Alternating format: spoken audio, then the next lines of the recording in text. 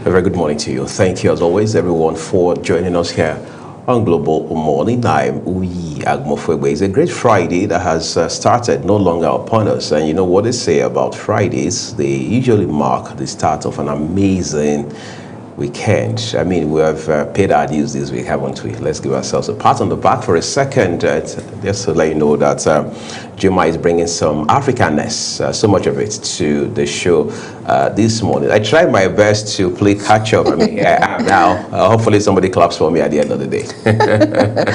Good morning, Uyi Agmofwegbe. How are you doing today? I'm staying blessed and grateful. You are the one bringing the Africanness. Look at you.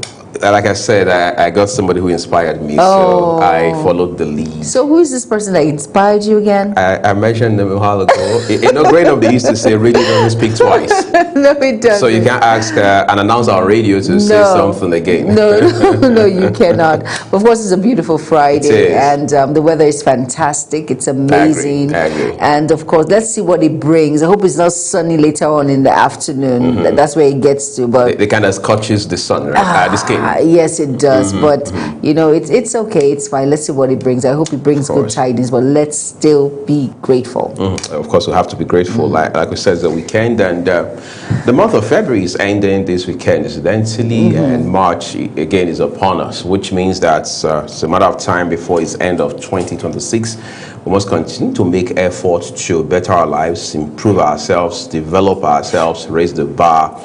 And of course, by doing that, we're able to individually and collectively contribute in ways that are remarkably meaningful, all right, to our communities, to the nation at large. And we also hope that governments can be held accountable from time to time to do its part while citizens contribute their quota, so we can move our country to where it should be. We may not be able to achieve that overnight, but consistent efforts will make a difference at the end of the day, I can bet.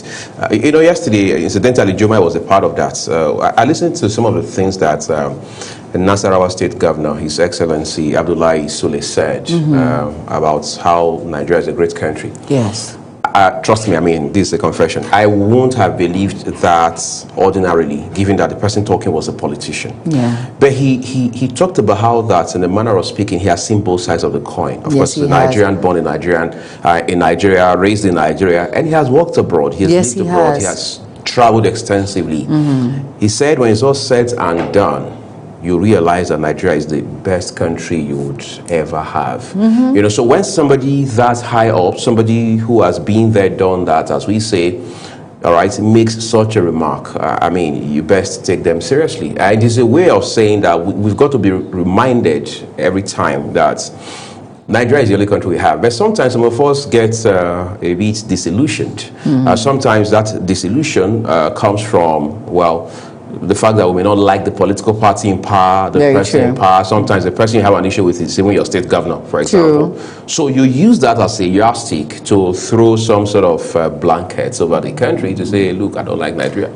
I've seen people say unprintable things about Nigeria. I've seen people who say, once you leave this country, you have survived the worst of calamities. I saw a video yesterday. It was by Showore.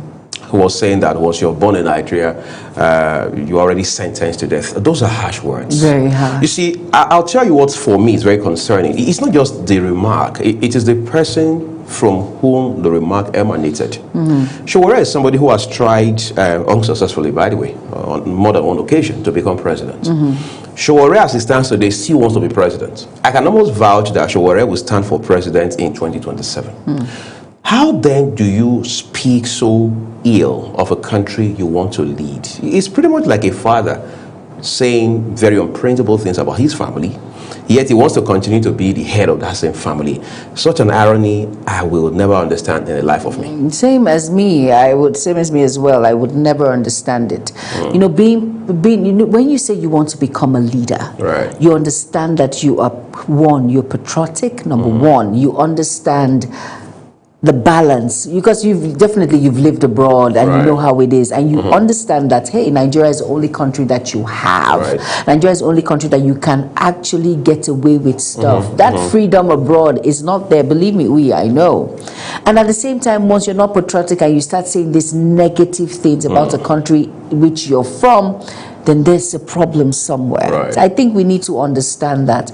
I think we need to understand that, first of all, no country is perfect. Everyone has their own imbalance when it comes to issues. The United States, they have their issues. Look at London now. You imagine what is going on in London. The high rate of theft in London is ongoing. They tell you inflation, crime rates has to. You are in the Central Park, and then like someone takes your phone away. You are in the train station. You're holding on to your phone. Someone snatches your phone away, and that happens here in Nigeria also. So it doesn't matter whether you're outside the shores of Nigeria or in the shores of Nigeria. No country is perfect. They all have their flaws. But as a Nigerian, how do you make the best of what you have? Understanding, yes, our system might not be functional like, you know, those abroad, but at the same time, this country is the only one that we have. This is the only country you can run to when every other country kicks you out.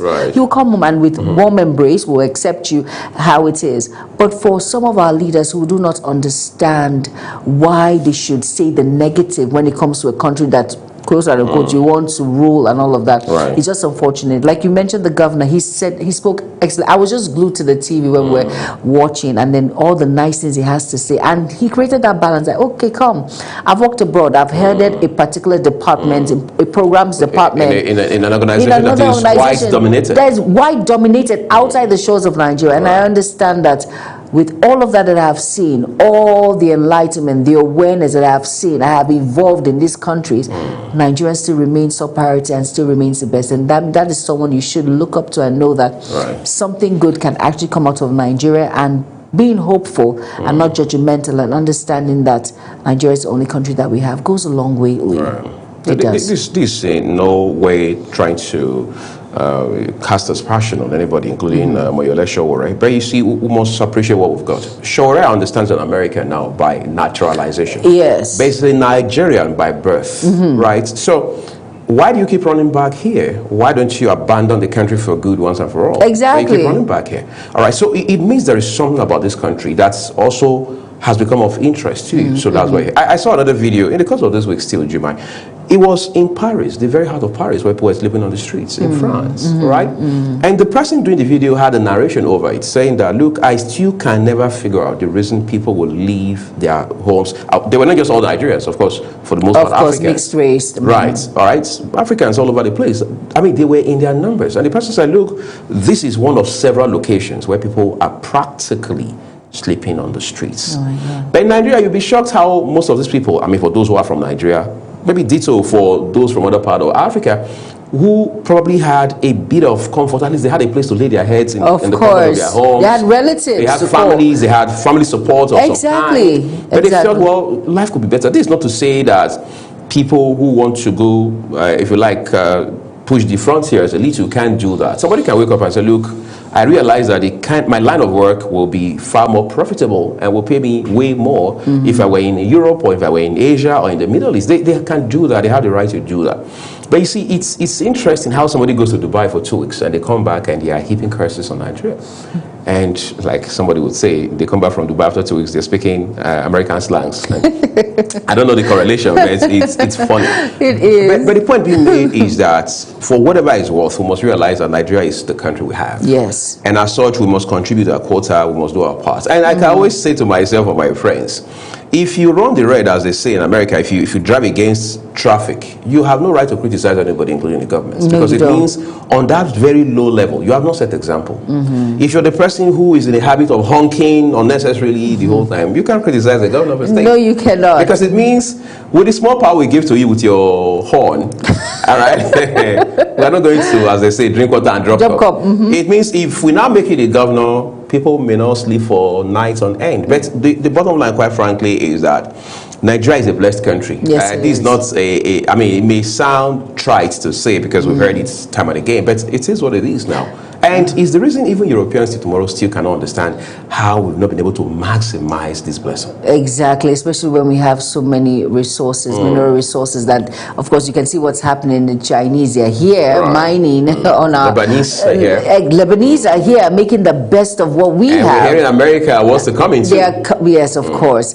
And the thing is, I've always realized as an individual, I think I realized very young, that there is power in the tongue. Right. Like, if we keep saying Nigeria is a good, people say, I would never say it. Right. Nigeria is cursed, the system is not working, we don't know, all of these things that people say out of frustrations. That is what it's going to be. But when it takes you and I to make a difference, when we start saying things are going to get better, there's actually light at the end of the tunnel. With time, things will get better. Let's just see the efforts that are being made so far. Let's just be grateful. At least we're better than where we were before. Right. Or, all these positive notes. It goes a long way. In fact, it helps you as an individual to actually have hope when it comes to Nigeria. But it's just unfortunate that people have negativity inside of them. They have a lot of negative things to say about Nigeria. But within your circle, you can start small before it gravitates to the bigger picture, which is Nigeria itself. But, we have a lot to do when it comes to this issue. And still, with all of that, the impact in which these individuals who are high up there make goes a long way to actually give us that hope that, hey, Nigeria is a blessed country, and of course, with time, things will work out well. People who are high up there, our leaders, have a big role to play to change the mindset of individuals. For as much as we say these things, people say, because you cannot change the fact that there's high cost of transportation, despite the fact that we're buying fuel at the rate less than 1,000 naira. You cannot change the fact that people still find it hard to eat 3 square meals a day. You still cannot change the fact that there is unemployment. You still cannot change the fact that the healthcare sector is nothing to write home about. You still cannot change the fact that when it comes to educational sector, there's nothing to write home about. But at the same time, our leaders who are high up there have a greater role to play to change our mindset so that we will not, quote and unquote, jackpot. Because if you look at the health sector now, most of our doctors are all gone. And it's just unfortunate. That is the truth. And that's why I said from the beginning, no country is perfect. Everyone has their lapses. For as much as we want to try and be positive, it takes effort from both sides. Our leaders have a lot of role to play, a lot of work to do. All the loopholes needs to be covered, all the cracks needs to be covered. It's very important so that we as Nigerians can have that mindset and say to ourselves, okay, there is light at the end of the tunnel. Things are getting better. Nigeria is a great country. You have to give me something for me to actually have that edge or that zeal to be positive about the situation. So it's a win-win situation, and our leaders, for as much as we Nigerians have a bigger role to play to accept that, okay, Nigeria is not, quote and unquote, a deadbeat country or something, our leaders have to give us something to run with. It's very important. They've got to. Our leadership must be by example. Exactly. Must, by all means, have to lead from the front. Well, let's take a break. We have quite a loaded program for you today. There's politics to talk about, especially as it has to do with the politics of, state police, which is a big conversation when you look at the state of insecurity in Nigeria today. And then we'll turn our attention to a very strong human angle story, which borders squarely on medical tourism. We're taking a break now. The rest of the program returns shortly. Wake up with Global Morning, your daily guide to what's happening and making the rounds. We delve into headlines, newspaper reviews, spot-on analysis, policies, current events, real talk, real issues that affect us all. From the latest trends to the debates, every topic, every angle, Global Morning is where it all starts.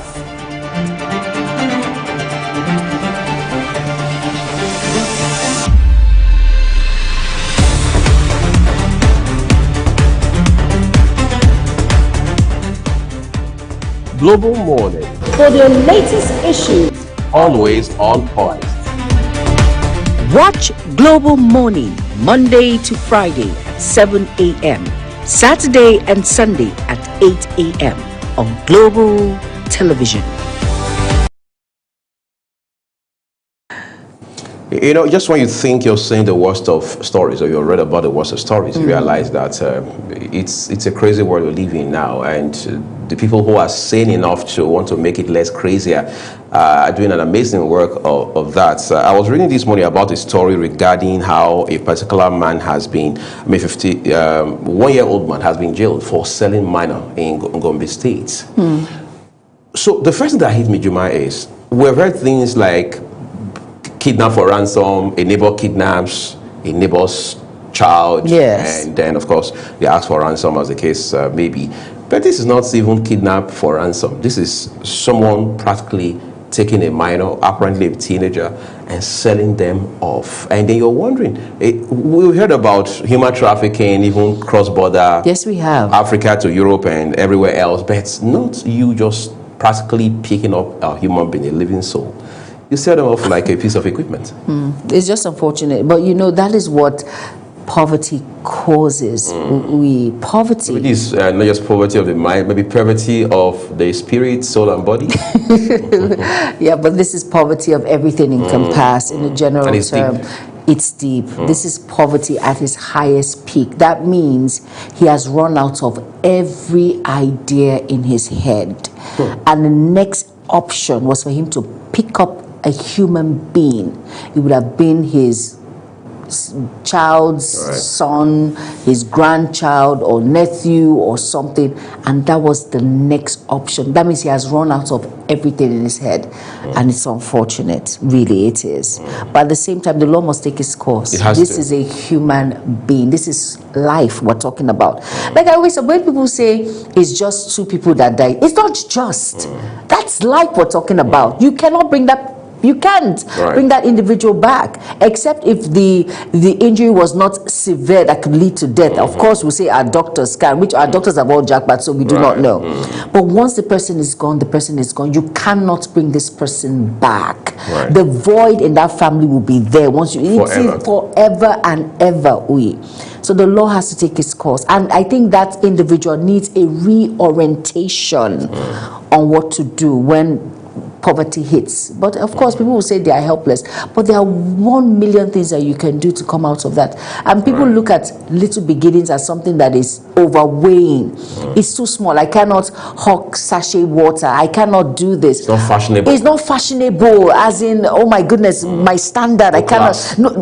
No class. But really, even the word of God says, do not despise little beginnings. From that small, it will multiply to something. And from that small that you think, at least it can feed you. You have food to eat in your stomach. And once you have food, you're good. You have the energy to think and do other things. But it's just unfortunate. But the Lord needs to take its course. It should, by all means. And we must continue to make efforts to rebuild trust in communities, because with all of this, parents are going to be very afraid for their own lives, leaving their children with neighbors, because you never can tell what happens even before you step out of the streets. So, well, like Jumai said, the law should take its course, and that's already happening with the man in question, 51-year-old man, already sentenced to jail.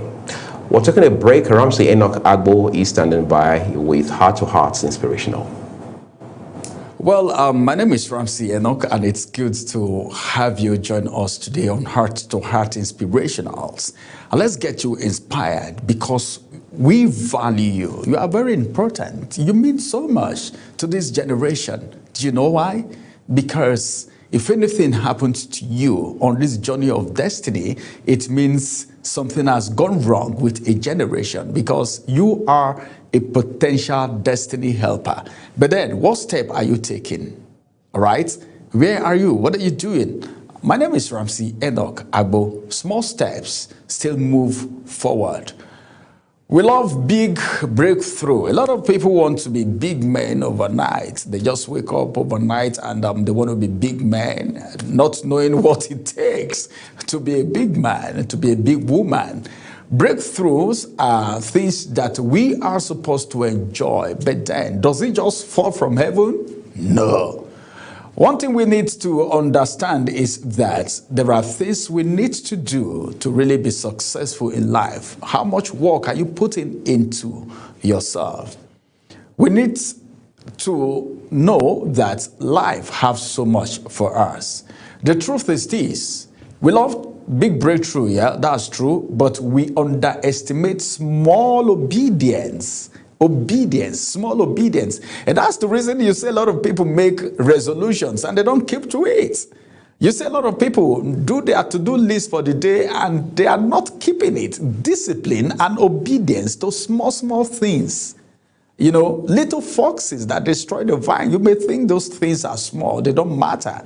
But then it makes you accelerate. It makes you move forward in life. We celebrate overnight success, but ignore daily discipline. How many people are disciplined today? Even CEOs, they are not disciplined today. A lot of people are not disciplined today. Business owners are not disciplined today. A lot of people have eaten their capitals. Yes, a lot of people. I know of people who ate their capitals. Some even went into debt. These are people that were making millions. I know. I'm not talking abstract. These are people that I know. Where are they today? What happened? Discipline. I've even walked to someone before to say, hey, come on. Do you know what? I know it's your business. I know it's your company. I know you are in charge. But then, instead of just putting your hand into the business money and taking out of it every day, place yourself on salary. Be a salary earner. Let the business pay you. Oversee it. Let it pay you. You don't just wake up without discipline. Oh, you have a need. Bam. Accountant. Yes, sign this check. No. It's not done. Discipline is very important if you want to be successful in life, if you want to make progress in life. Discipline is very important, not just discipline alone. Obedience and discipline go hand in hand, all right? You need to be obedient, all right, and you need to be disciplined. Yet, I want to let you know that nothing great happens suddenly. It happens consistently. Consistency is key. Whatever you're doing. Okay, let me give you an instance. Why do you think anywhere you go to look for a job, whatever you want to do, people look for someone who have experience? Because the more consistent you are on a particular thing, the more professional you become. But a lot of people, because of the issue of diversification, multiple sources of income and all of that, these theories have made a lot of people not to concentrate on a particular thing, not to be consistent in doing one thing and become a professional in it. A lot of people are slaving today because they were not consistent in what they were doing. A lot of people are not employable today because of inconsistency, disobedience, and indiscipline. Three major issues: indiscipline, disobedience, and inconsistency. These are thieves of time. Progress, like they said, is not always loud. It's not loud. Sometimes it looks like getting up again. Sometimes it looks like staying committed, all right, when nobody is clapping. A lot of people. That's why, you know, initially I talked about on Heart to Heart, before I've talked about social media. Everybody want to be clapped for these days. Everybody is going on social media to live a fake life because they want to be clapped for. Oh, of what profit is it? It's deception. You're deceiving yourself. I only pity people who copy this online so-called designed people who design themselves to be what they are not.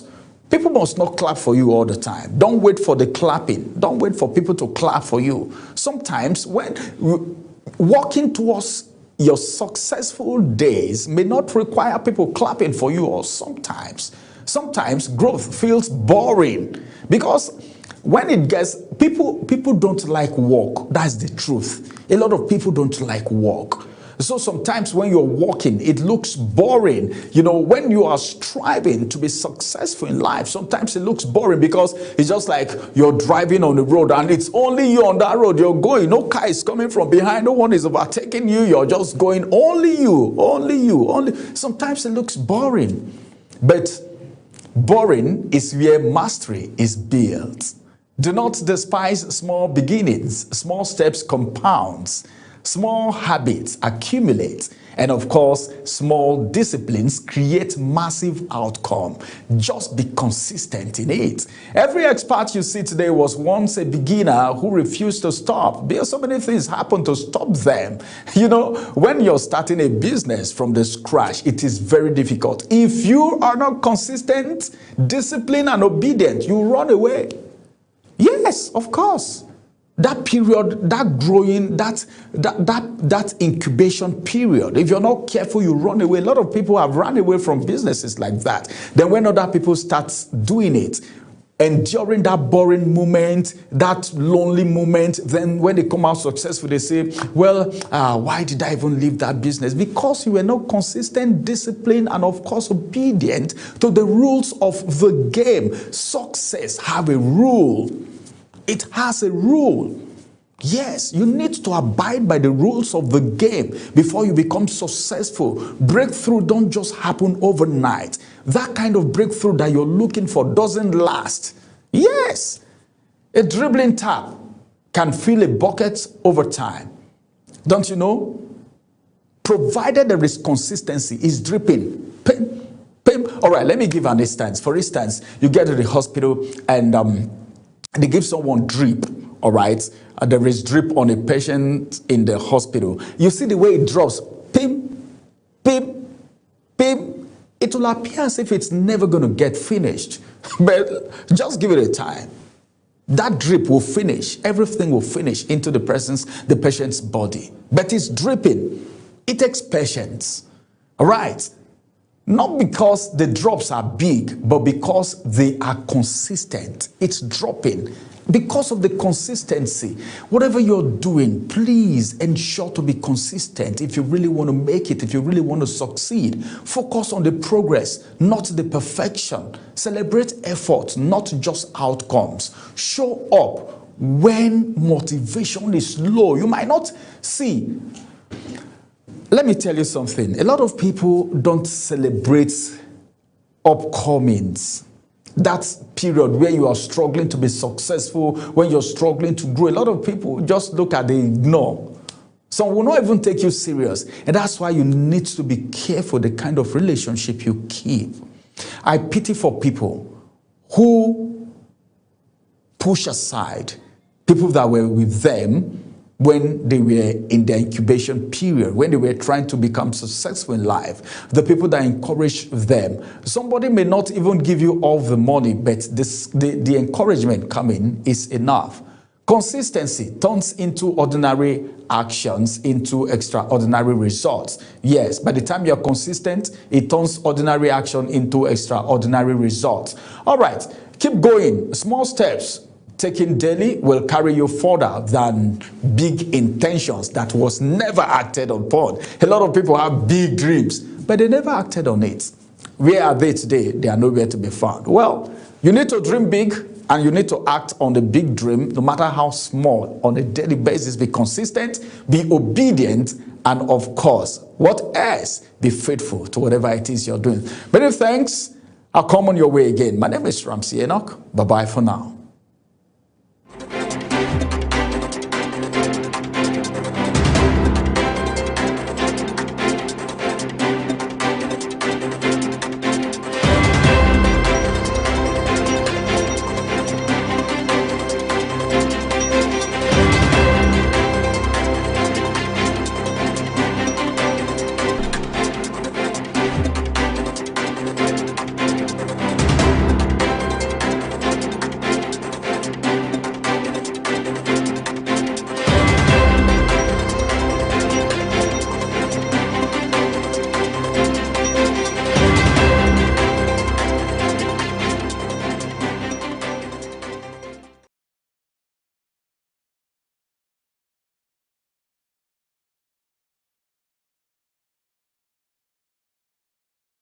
You're welcome back, and it's Global Morning on Global Television. Hope you were well inspired with Heart to Heart with Ramsey Enoch Agbo on that segment on Inspirational. At about this point is a newspaper review segment. I'm going to start with the first paper of the day. It's the Nigerian Tribune, And below the nameplate of the Nigerian Tribune, it says on page 2, presidential election to hold January 16th, 2027, general governorship February 6th, okay, on my birthday. What a coincidence. What a coincidence. And then, of course, we have 3 riders there. It says conduct of party primaries to commence on April 23rd. Presidential NAS campaigns to commence August 19th. Osun governor polls to hold August 15th this year. And on page 3 says NBC moves to resolve Edo-Kogi interstate boundary disputes. And on page 12 it says NEPC warns 50% post-harvest losses threaten Nigeria's export drive. And on page 3 it reads EFCC operative testifies virtually in UK trial of Dezani. And the star story below all of that says ADC and NPP reject new electoral act. And it says Atiku, Mark, Obi, Amechi, Aregbesola, Ahmed, others tax NAS on fresh amendment. Presidency corporate opposition parties accuses ADC and NPP of unwarranted outrage, and that is on page 4. And on page 11 it says FCCPC establishes case of price fixing by local airlines, and it says to probe foreign carriers next. And the health segment says new device detects infectious tuberculosis directly in the air, and that's on page 30, and that's by scientists, okay? And basically that's all on the Nigerian Tribune. Go out and get yourself a copy and be well abreast with issues making rounds. Next is the Punch newspaper. All right. Well, just one about the nameplates. INEC fixes January 16 for 2027 presidential poll. 2 headlines. I just sent the nameplates. Bandits kill 29, abduct many in fresh attacks on page 7. Senate's panel orders probe after inspecting burnt Lagos Airport terminal. Then the star headline with a kicker. Electoral Act. Senate rejects fresh amendment as Atiku, Obi, Amechi push back. And the writer says to us, opposition accuses APC of plotting against e-transmission of 2027 poll results. Demand Electoral Act review, presidency kicks. What more do we have? 2 more here. FCCPC, that's a Federal Competition and Consumer Protection Council, probes fare fixing by local airlines. Over 200 men wielding AK-47s stormed Yelwata. That's according to a police witness. You remember this very gory incident, Juma, in Yelwata, Benue State, when the president even had to visit. We saw mass burial. When I saw this headline earlier today, I was trying to imagine at the top of my head, I mean, what does it look like to find over 200 men wielding not just any ammunition, but AK-47? I mean, very scary and very unfortunate. It is. Very unfortunate. That Yelwata incident is very traumatic. I don't. For those of us that we read about it, we spoke about it, and even we did that interview with individuals and their reps from Yelwata in Benue State.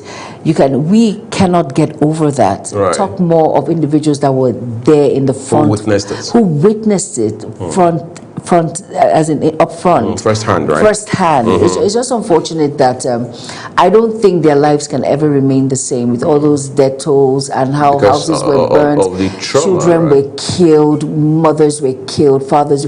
It's very traumatic. In some cases, 2-3 generations wiped out. It's very traumatic. It's just unfortunate, really. All right, those are your headlines from the Punch newspaper this morning. Be proactive by reading up details for yourself. Next is the Daily Monitor.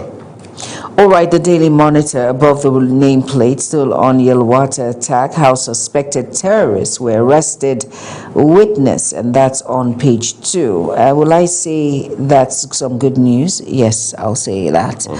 And then on page 4, it says, Presidency supports campaign against social vices in schools with 50 million naira.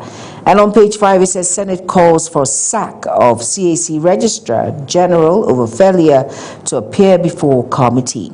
And on page 2, it says, sponsors of alleged coup plot against Tinubu revealed. And still, above all of that, it says, Catholic bishops to FG adopt modern tech, end delays in terror suspects trial. And we have a writer there, it says, expresses deep concern over escalating insecurity despite national security emergency declared by President Tinubu.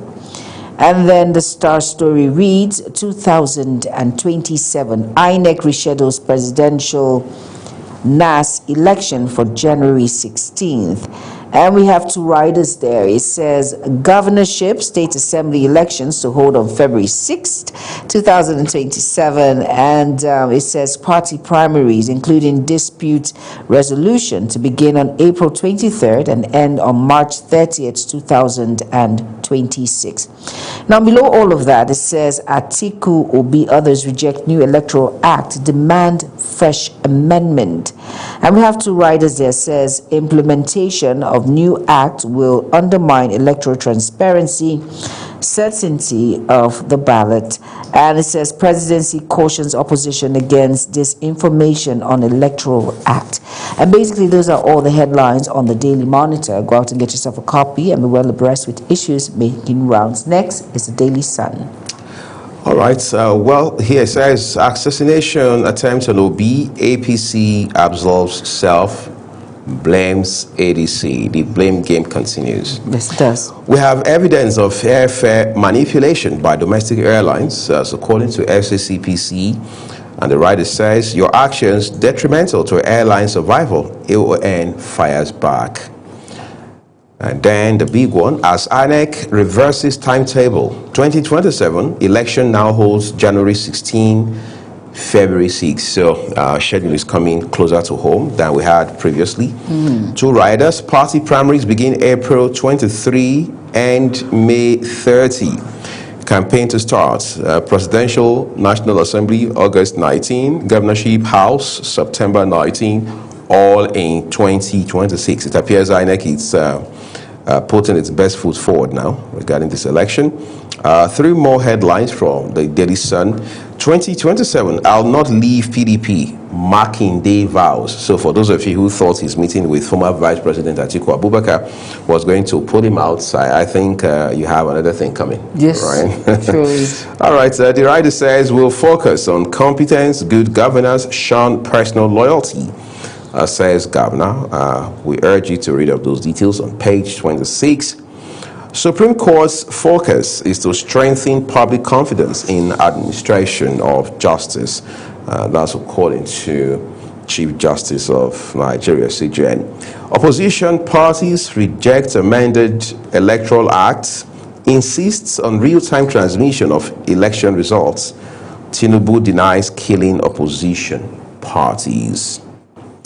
Alleged certificate forgery, hearing in ex-minister's suit against UNN, others stalled. Why was the hearing stalled? You can look it up on page 29 of the Daily Sun today as we turn now to The Guardian. All right, now the Guardian newspaper now. It says on page 3, FG insists on state police awaits legislative backing. And on page 3 again, it says Senate faults zero capital, demands accountability as ministers defend fiscal reforms. And on page 3 again, this is a report now. It says terrorist attacks on Nigeria, Benin, Niger borders rose by 262% in 2025. And the Star story reads on page 6, it says INEC ignores Electoral Act protest shift 2027 elections for Ramadan. And on page 29, it says over 100 terrorists stormed Benue villages, killed 150, witness tells court.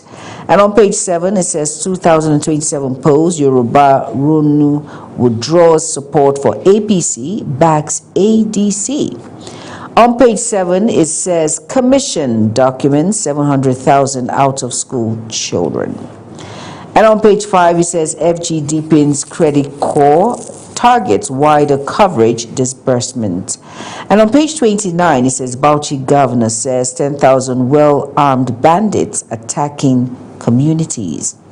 And on page 6, it says, Constitution amendments delay fuels anxiety ahead of 2027 election. And at the foot of the Guardian newspaper, it says, Distillers barricade NAFDAC Lagos office over alcohol sachet ban. And that's on page 7 there. Am I surprised? No, I'm not. And let's move over to the Daily Trust newspaper. Over to you. A bag of cement climbs to 11,000. Climbs, that's the word. Sharia counsel to U.S. You can't stop Sharia in Nigeria. And I hope the White House is listening now. Those details are on page 10. All right, Governor Inuwa Yahaya commissions, inspects projects in Kwame Juku local government areas. That story has a picture of the governor. And then the star headline, opposition rejects amended electoral act, but the National Assembly says there's no going back, at least not so soon. INEC shifts presidential election to January 16, 2027. So we're just going to be coming out from the Christmas break, and barely 3 weeks down the line is going to be election. A terrorist kills 22 in KB, Adamawa. Schoolmates celebrates Walida's release. We understand the lady has been released to her governor. That's the governor of Jigawa State. IPI urges new IGP to protect press freedom and harassment of journalists. That's the International Press Institute. Okay, of course, the IGP has talked about his mandates and how he will double down on efforts. Daily Trust is where you have those headlines. Please read up details for yourself as we move over to the Daily Courier. All right, now the Daily Courier, and below the nameplate it says, Senate asks Tinubu to sack CAC Registrar General. INEC resets Nigerians' election clock, 2027 polls earlier, Osun Gaba, now August 15th. And we have two riders. It says, opposition parties reject 2026 Electoral Act, demand fresh amendment. And then the second rider reads, Presidency defends new Electoral Act, slams opposition claims as reckless. And below all of that, it says Nigerian Army pushes First Bank partnership to boost troop welfare. And then below that, it says Nigerian Custom grants 60 billion naira duty waivers in 2025 to attract diaspora healthcare investment. And that's on page 4.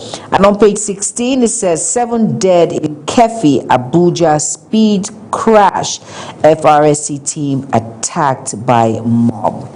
And on page 8, it says Ajaokuta Economic City to launch 2026 as Kogi gets FTZ license. And on page 13, it says over 1,700 Africans deceived into Russian army, says Ukraine. You heard of those 2 Nigerians who were part of the Russian army that died, unfortunately. Those are the ones we know of. Those are the ones that we know of. Right. It's so pathetic. You know, we have a good number of South Africans who were fighting, some of them still fighting on the side of the Russian government. Oh, God. All right, moving on now. And on page 22, it says, host Edo dethrones Bayelsa to win Niger Delta Games. And basically, that's all the major headlines on the Daily Courier. Go out and get yourself a copy and be well abreast with issues making rounds. Next, we have the New Telegraph. It says budgets hope rises as Nigerian crude oil price rises above 2026 benchmark. Hopefully that becomes a blessing. 1.15 trillion naira earned from January gas exports. Exploitative airfares, FCCPC plans foreign airlines probe. Education Minister seeks more funding in 2026, says over 3,500 teachers needed in Unity colleges. All right. United moves to stop United Nigeria US launch petitions DOT. Study: terrorists attacks on Nigeria, Benin, Niger border zone rose 226% in 2025. That seems like an all-time high. 24 killed in fresh KB Adamawa assaults on pages 5 and 7. That's where you find those 5 and 27, I should say. That's where you find those details. APC condemns alleged assassination attempt on Obi Odigie Oyegu. Others. You have the picture of the publicity secretary of the APC there, Felix Moka, on pages 3 and 29. That's where the details await you. INEC alters election timetable, fixes presidential poll for January 26, 2027. Agoba State Houses of Assembly polls to hold February 6, 2027. Electoral Acts, LPC pushing Nigeria to the precipice. Opposition parties demand amendments to Electoral Act 2026. Collapse of democracy in Nigeria dangerous to Africa. Atiku. ADC, we are ready for Osun Ekiti. Guba polls. Dangote petition, ICPC digs in, makes startling discoveries. Investigation. Law enforcement agencies yet to consolidate cases against El Rufai. All right. What else? The last one here, which I like so very much, says study links prenatal cannabis exposure to schizophrenia. Really? I mean, I hope that's substance. Yeah, sure, of course. All right. My goodness. Yeah, weed as they call it on the street. Yeah. Right. now, study has linked it with, prenatal cannabis exposure to schizophrenia. That's as serious as it gets. That's as serious as it gets. So it's not something you want That's a mental illness. Yes, you know. and it's life-threatening ultimately. Page 30 is where you can find details of that study. Please read up for yourself and your loved ones, all right? What's more, last paper, it will be the Vanguard newspaper. That's what we'll draw the curtain. All right, now we're drawing the curtain on the Vanguard newspaper, and it reads beside the nameplate, it says 2027, Atiku, Obi, Amechi, Mark, Galadima, others reject electoral law. And that's on page 5. And the Star story reads, INEC moves 2027 polls to January 16th. And the writer says, Osun Gerber holds August 15th, 2026. And that's about the size of the newspaper review segment on Global Television. Hope you will be well abreast when you go out and get yourself a copy of various newspapers making rounds. And on a final note, Global Television has no editorial judgment or inputs on these newspapers. They were read just how they were printed. Global Television has not imputed any words or inflicted any inscriptions whatsoever. Up next is Social Buzz with Ogochukwu Mobono. Stay tuned.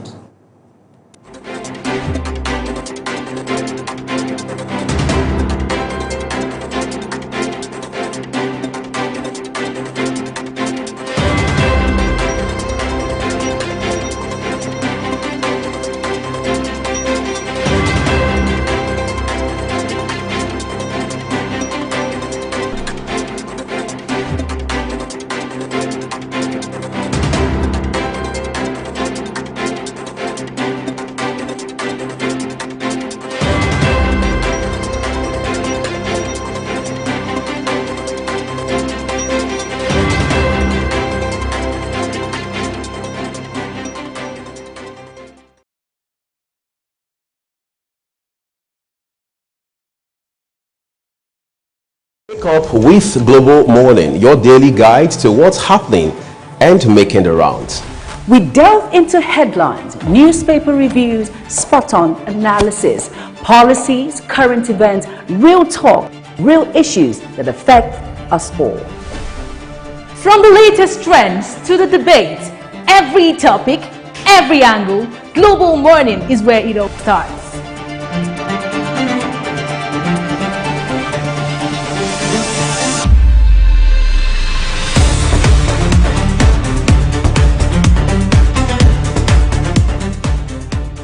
Global Morning, For the latest issues, always on point. Watch Global Morning Monday to Friday at 7 a.m., Saturday and Sunday at 8 a.m. on Global Television.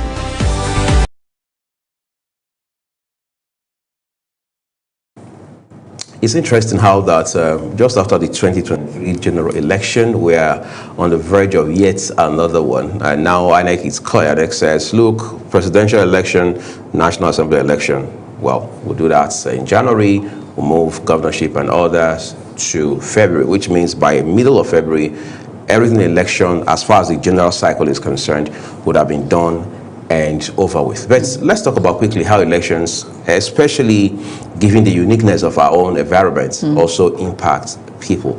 First of all, the Nigerian election, there's so much of money in circulation. I don't know who did that math or the economic analysis of it, but of course, politicians throw money around a lot. Yes, they do. All of the crazy reasons, all right? Yes, of course, for support. There's also budgeting. You have to publicity, advertisements. Yes. What more? You need to mobilize your people, yes, your base, your party. Very important. And things like that. But people also get a bit apprehensive. Yes, they do. But first of all, they're not even sure what the next government is bringing. There are those who are at crossroads as to who do I vote for, why should I vote for them. Will my vote count? Exactly. So all of that time I'm going to put in to stand under the sun, live the comfort of my home, everything else, my family, just go queue up for voting. Will it matter for anything in the end? You have all of those. And then you have those who have never trusted politicians. No. And understandably so.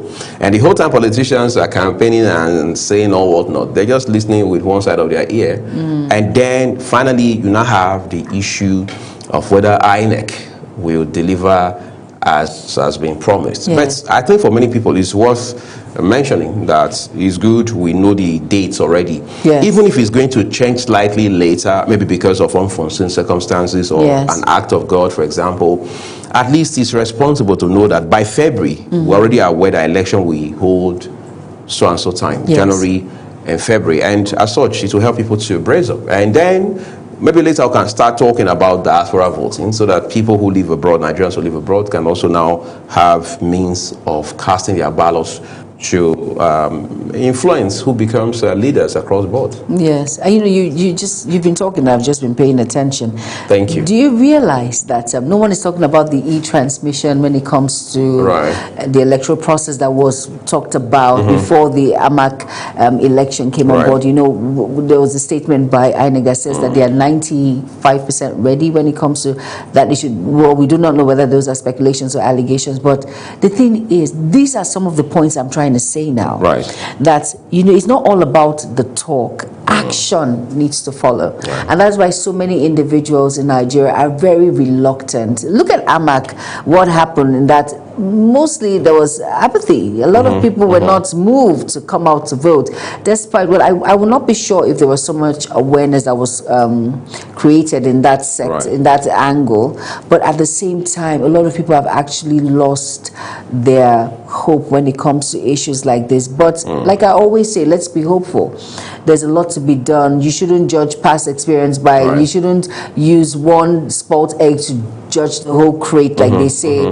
There's always room for improvement. There's always room for hope and all of that. And for the fact that Nigerians are now becoming aware, they're now becoming awake to issues that are making around, knowing that, okay, they have their rights. My vote actually counts. Your vote, that vote that you do not cast, can actually make a difference. So it's better you vote and know that your conscience is clear. You have done your bit, your part, and let the universe let everything just come into place and take its course. It's very important that we understand that. And basically, well, a lot needs to be done in that area. The hope of the people, trust of governance, of politicians needs to come back. And it takes individuals who are at that top position to make that difference and give this information to the people in order for them to actually believe in politics or believe in good governance, believe that you and I, we can make a difference and our votes will count. It takes a lot away. It does. And I think we also should mention, maybe this is us blowing our own trumpet, but we've got a trumpet, why not blow it? I think the media is never commended enough for the work that we do in terms of enlightenment regarding Yes. the the whole civic space, electoral process, for example. I mean, look at the continuous voter registration exercise has been on for a while. Yes. We've talked about it here on Global Morning time and again, and we know Yes, we have. other platforms, print, electronic, online, doing the same thing, Yes. right? And then you have the civil society guys who are also putting their 2 cents every now and then. They monitor elections, they draw attention of Yes, government they and do. the authorities to issues of public interest. However, my concern is I want to see a time like it used to be when I was a little boy growing up. The National Orientation Agency, all right, actually standing up, if you like, maybe sits down, but doing its own job within its mandate. Exactly. All right, we need to see that. We need to see them talking to us about what INEC wants to do with a particular election cycle. Very true. And why that is necessary at this point in time. We need to see that across languages, Pidgin English, Yoruba, Hausa, Igbo, whatever. You have All right? you have just said it, Uyi. And you know my anger when it comes to issues like this is when the Don't be fire. angry, just be disappointed. Okay, my disappointment. Yeah, you're right. Not my anger, pardon me. But the thing is, I do not like the fire brigade approach. It's when elections are close by, then we start, okay, now we'll bring out Right. announcements. No. We should start early. Right. Because the thing is, if I bring stuff into your face, like if I keep playing a particular song Over every time. day, over time, I begin to get used. Sometimes I might even say the lyrics with you when you want to say, I already know, okay, this is the next line. Right. So the fire brigade approach, we need to cut on that. We should try something else. Let us start now.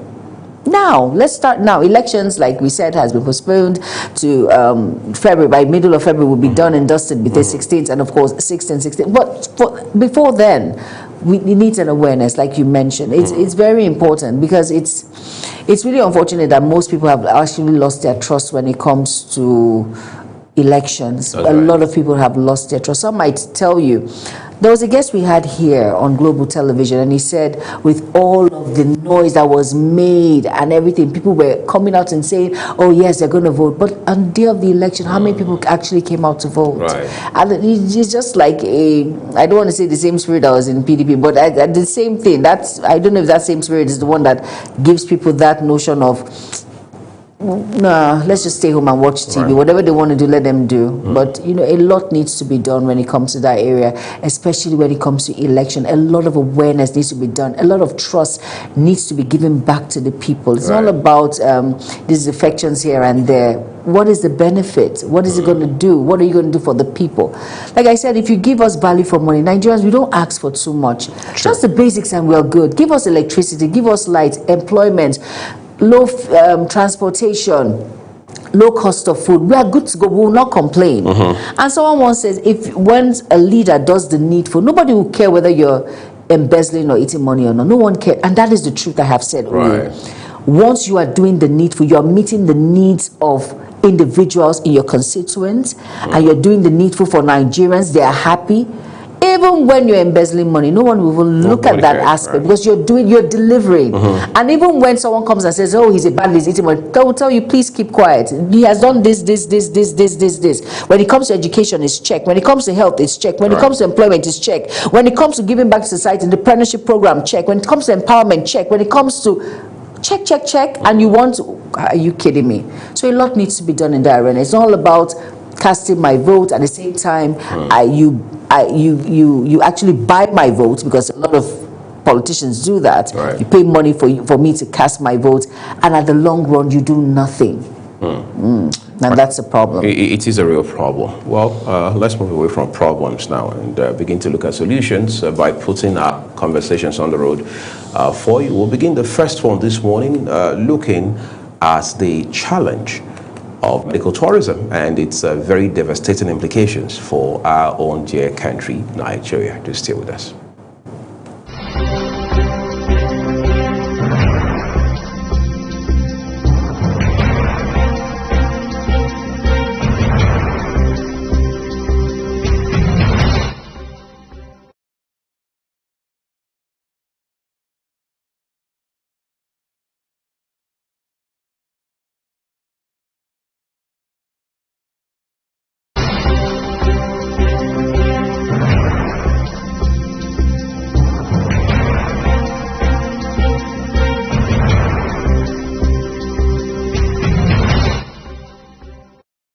up with Global Morning, your daily guide to what's happening and making the rounds.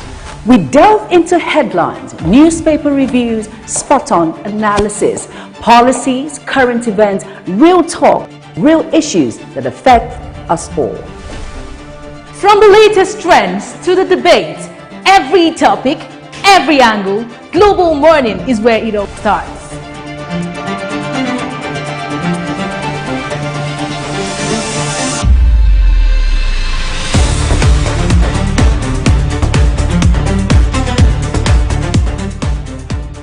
Global Morning, For the latest issues, always on point.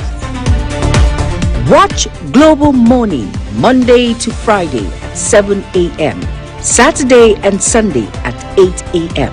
on Global Television.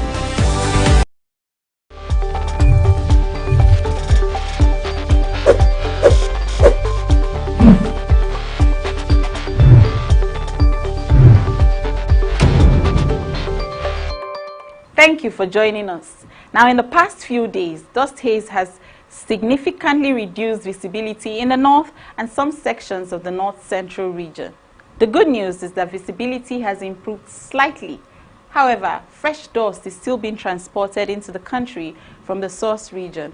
And with that, areas like Katsina, Kano, Yobe, Jigawa, parts of Bauchi, and Niger State should expect moderate dust haze with visibility in the range of 2 to 5 kilometers.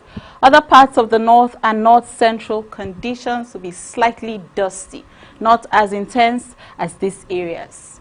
Down south, the inland cities will experience a hazy atmosphere with some cloud cover. But as the day progresses, this cloud buildup is expected to increase, and there is a good chance of thunderstorms in parts of Lagos, Ondo, Ogun, Edo, Bayelsa, Delta, Rivers, Cross River, and Akwa Ibom states. With the dust particles in suspension in the atmosphere, our airline operators are encouraged to visit our eFlight folder portal for the latest weather updates. And if you're sensitive to dust particles, please take necessary precaution. I am Theodora Itum. Thank you for watching.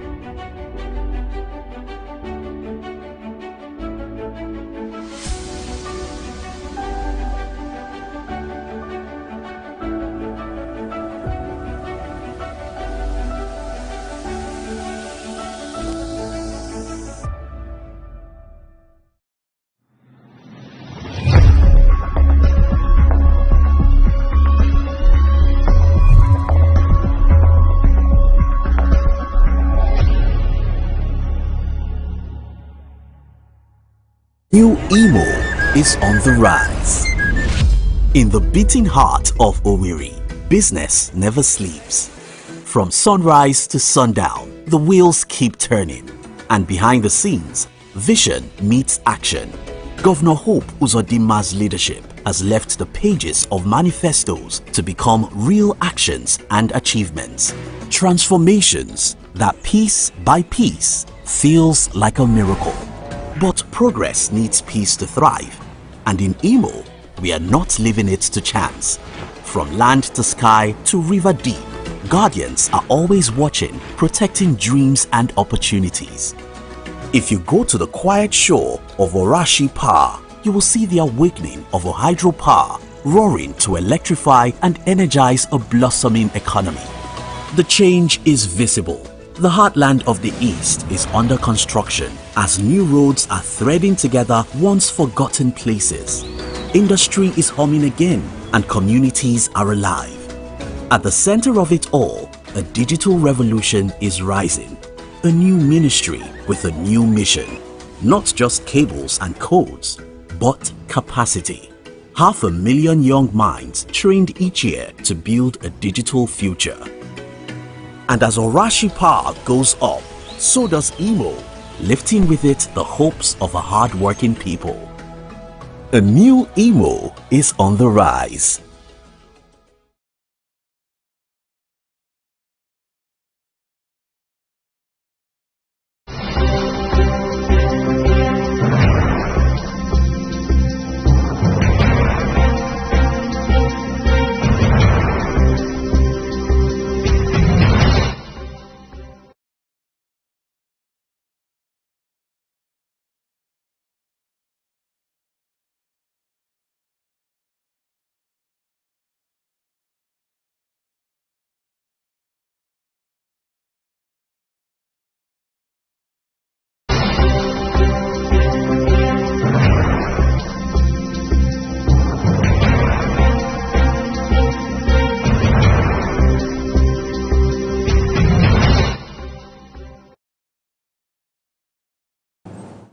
Medical tourism is not just another mantra, it's first a highlight of the decay in our own environment regarding our health system here, which has been a concern for decades and counting. It's also a challenge in terms of the economic impact that it has had on Nigeria, and that continues up till this point. As it stands today, experts are telling us at least $550 million are lost by way of medical tourism on an annual basis in this country. What exactly does that mean for Nigeria? How can we either reverse, halt, or rethink Medicare in our own country as it stands today? We've seen efforts being made in the past by civil society and even a group of lawyers to say, look, let's put a piece of legislation in place that prohibits public officers, whether elected or appointed, from traveling abroad to seek medical service. But again, that hasn't seen the light of day for apparent reasons. This morning, we're joined by somebody who has a handle on these developments to help us beat this conversation into context and perspective. This morning, Usman Isa, medical tourism specialist, will be joining us. Good morning, Usman. We appreciate your time with us. Yeah, good morning. Good morning. Good morning. Thank you for being a part of the program. Thank you. Great. Where do we begin from? Maybe we should start off looking at the pattern that has actually made this phenomenon to flourish over time. What are the factors driving medical tourism in the case of Nigeria? Yeah, well, when it comes to health tourism, before I answer your question, I want to say something that is very, very important. Yeah, in Nigeria and other African countries, I believe a lot of people are ignorant of medical tourism. And those that think they have the knowledge don't have the right knowledge in this part of the world. The reason why I say so is not far-fetched. If you ask many, especially our local healthcare service providers, about their understanding of medical tourism, they'll simply say medical tourism is not about traveling abroad for Medicare. So this school of thought has narrowed down medical tourism to outbound medical tourism only. Why the real concept of medical tourism encompasses intrabound, inbound, and outbound medical tourism. So it's a matter of understanding of medical tourism. On a daily basis, our local hospitals are participating in intrabound medical tourism, I mean domestic medical tourism, but unnoticed. And time to time, people come from abroad to Nigeria for Medicare. It's inbound medical tourism. But why Nigeria focus more on outbound is because of what we are losing monetarily to outbound medical tourism year in, year out. And it may interest you to know that it's no longer a news that Nigeria loses no less than $2 billion US to outbound medical tourism, and Africa loses over $2 billion US to outbound medical tourism annually. So the question is, how long will Nigeria and Africa economy continue to bleed this way. Now, come back to your question. There are driving factors. There are about 12 driving factors for medical tourism, and that is where Nigeria and other African countries are missing. They thought that because we don't have good hospitals, we don't have doctors, that people are going abroad for Medicare. So the driving factors are: one, availability of treatments.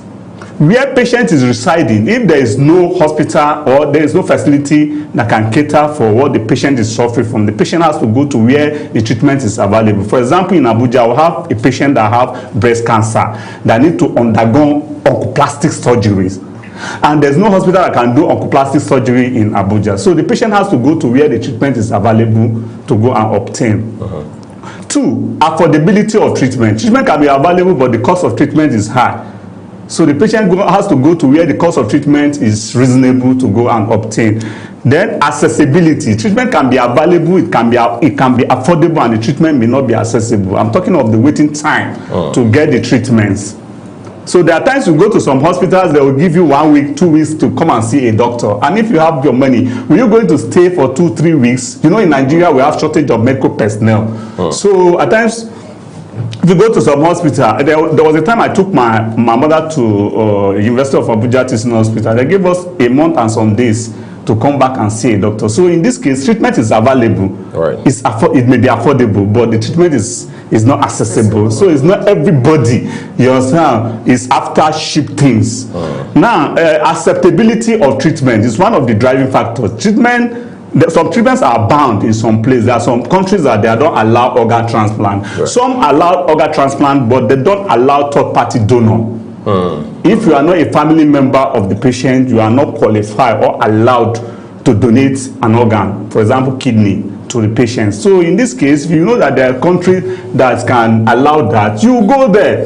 So now we have trust, which is one of the major challenge we are having in Nigeria. Even some of our high-profile doctors, whenever they have health challenge, they travel abroad for Medicare. They don't even trust their colleague to handle them. Then poor or low success rate is one of the driving factors. You do 10 surgery, hardly 3 or 4 survive. That is one of the driving factors. Then attitude of medical personnel towards patients. Some healthcare service providers lack patience to manage their patient. You understand? So if you go to some hospitals in Nigeria, especially those that the hospitals that have carved an niche for themselves, so you see their staff misbehaving, everybody misbehaving, and because they see that, oh, they have carved an niche for themselves, and people will still come there. Then lastly, we have medical negligence, medical malpractice, medication errors, and healthcare fraud. These are the driving factors for medical tourism. It's not about we not having good hospitals or doctors, that people are going elsewhere to seek for medical attention. Thank you. Now let's talk about the public and private partnership when it comes to the structure and health infrastructure coming together. Do you think it will reduce these going out overseas for treatment? We are not supposed to even talk of PPP by this time. Because if a country want to join a health tourism, as maybe Nigeria want to join 7 countries that are promoting medical tourism in Africa. You know, Nigeria is supposed to be at the forefront. We are not even among countries promoting medical tourism in Africa. The number one is we have Egypt, we have South Africa, we have Tunisia, we have Algeria, we have Kenya and Tanzania. These are countries promoting medical tourism, and before this country key in, or any countries in the world want to join medical tourism, the first thing they need to do, they have to come up with supportive policy first. We're not supposed to talk of PPP here now. Is that policy that PPP will come in and every other things will come in? Like when India joined medical tourism, as you know, India is the biggest beneficiary of Africa market, especially Nigeria market, because 70% of Nigerians travel to India for Medicare on the daily basis. India came up with a policy called Heal in India. Go and study Heal in India. When you study Heal in India, you know what I'm talking about. And everything in Heal in India are all about supportive policy, are all about medical tourism embracement. And before India did that, they brought 3 ministries together. They brought 3 ministries together. The ministries are the Ministry of Health, with Ministry of Tourism, and Ministry of Foreign Affairs. Then they now package health tourism. They package health tourism as an export product. They branded it as an export product. And when they start promoting health tourism, because the government, there's a supportive policy, you see other countries start looking up to them. Before now, what Nigeria is facing, India, Turkey, Thailand, Singapore, Mexico, Ukraine, and all the other top-ranking medical tourism destinations has faced similar things. People go out of India before for medical treatment. There are healthcare workers. There are healthcare workers. I mean, health workers migration. That's been happening in India. But immediately they came up with this policy. You see that many of their doctors, as the environment is friendly for them, they start coming back. They start coming back. You hardly see Indian doctors now going abroad to further their studies, go to UK or US, and remain there. Whenever they are done, they come back to their country because the country is free. Yes, because the country is friendly. You understand? So now India even supply now. They have excess of. Some of them don't even want to go. I may even shock you now. I don't want to call it an hospital. There's a hospital in Nigeria now that want us to bring India doctors for them. For more than 3 weeks now, we have been contacting India doctors to come to Nigeria. Well, they say, no, Mr. Osman, no, we can't come to Nigeria. Nigeria is not safe. You understand? So. Now, let me ask, in your own opinion now, do you think there should be a policy restricting these political officials from going abroad to seek medical treatment except in extreme cases? That is not even the solution. Because what I see in the whole thing, they are mixing everything together. They keep on exposing problems in our health sectors. Every day, keep on exposing. And these people exposing the problem, they don't have the in-depth knowledge of the problem. In research methodology, they say you can't solve a problem that you don't know the root cause. Exposing, know the root cause of problem and know the problem, they are two different things. If I ask you now, for example, what are the problems in Nigeria health sector, what would be your response? For example, as a media personnel, if I ask you what do you think is the problem in Nigeria health sector, what would be your response? A lot when it comes to not being well appreciated. The monies are not given to them for basic needs and all of that. Those are most of their problems. Wow. And they do not have structure when it comes to their, in their hospitals, they are not well taken care of. The hospitals are a bit porous and all of that. Okay, what is the root cause? Baby, I was thinking that's why we brought you here, Mr. Usman. Okay, now let me tell you the root cause. Yeah, let me tell you the root cause of the problem we are facing in our health sector. The problem is one. What is the problem? The way we are looking health sector. We are looking health sector with one eye instead of looking health sector with two eyes. Okay. Instead of healthcare to be looking as a business as a not business. If you go abroad, you go to India. I was in Jordan the other time, and I see that the way they are running healthcare, all the countries that I've traveled to, I see that there's a big gap. There's a lacuna, a big gap between where we run healthcare in Nigeria and the way and other African countries and the way they run healthcare in like Asia continent and other continents. Now, in India, for example, they are running healthcare as a business and as a not business. That is why day in, day out, you know how many healthcare facilitators and hospitals calling me from India every day. Mr. Osman, why are you not sending us patients? What is the problem? Is it that because of our cause, send us patients? We'll make sure we take good care of your patient. We'll make sure we give them service apartment where they can cook Nigeria Africa food. We have mosque, Hindu. We have mosque, we have church where they can watch it, purely business. So in all the top-ranking medical tourism destinations, they embrace healthcare as a business, as a not business. And Nigeria revises the case. We are looking at health sector as a not business. We are rendering a social services. I've interacted with many of our hospitals, always saying that, Usman, you know that healthcare is not for business. We are rendering, okay, healthcare is not for business. What is a business department doing in a facility where there's no business? What is the business development officer doing? What is the marketing department doing in an hospital where we are? So we deceive ourselves a lot. So I was saying that we have a problem, which is the problem of seeing healthcare as a non-business. So now this problem gives gave birth to two problems. What are the problems? We call one problem as a problem within the health sector, and we call the second problem as a problem outside the health sector. Which one is problem outside the health sector? The problem outside the health sector is the problem of enabling environment. Yeah, it's because of lack of enabling environment that our local healthcare service providers are migrating abroad on a daily basis. It's lack of enabling environment that you see people that are well-to-do are traveling abroad for Medicare. So then the second problem is the problem within the health sector. Which one is the problem within the health sector? It's the problem of availability of treatment, affordability of treatment, accessibility of treatment, acceptability of treatment, lack of trust, attitude of medical personnel towards patients, and so on.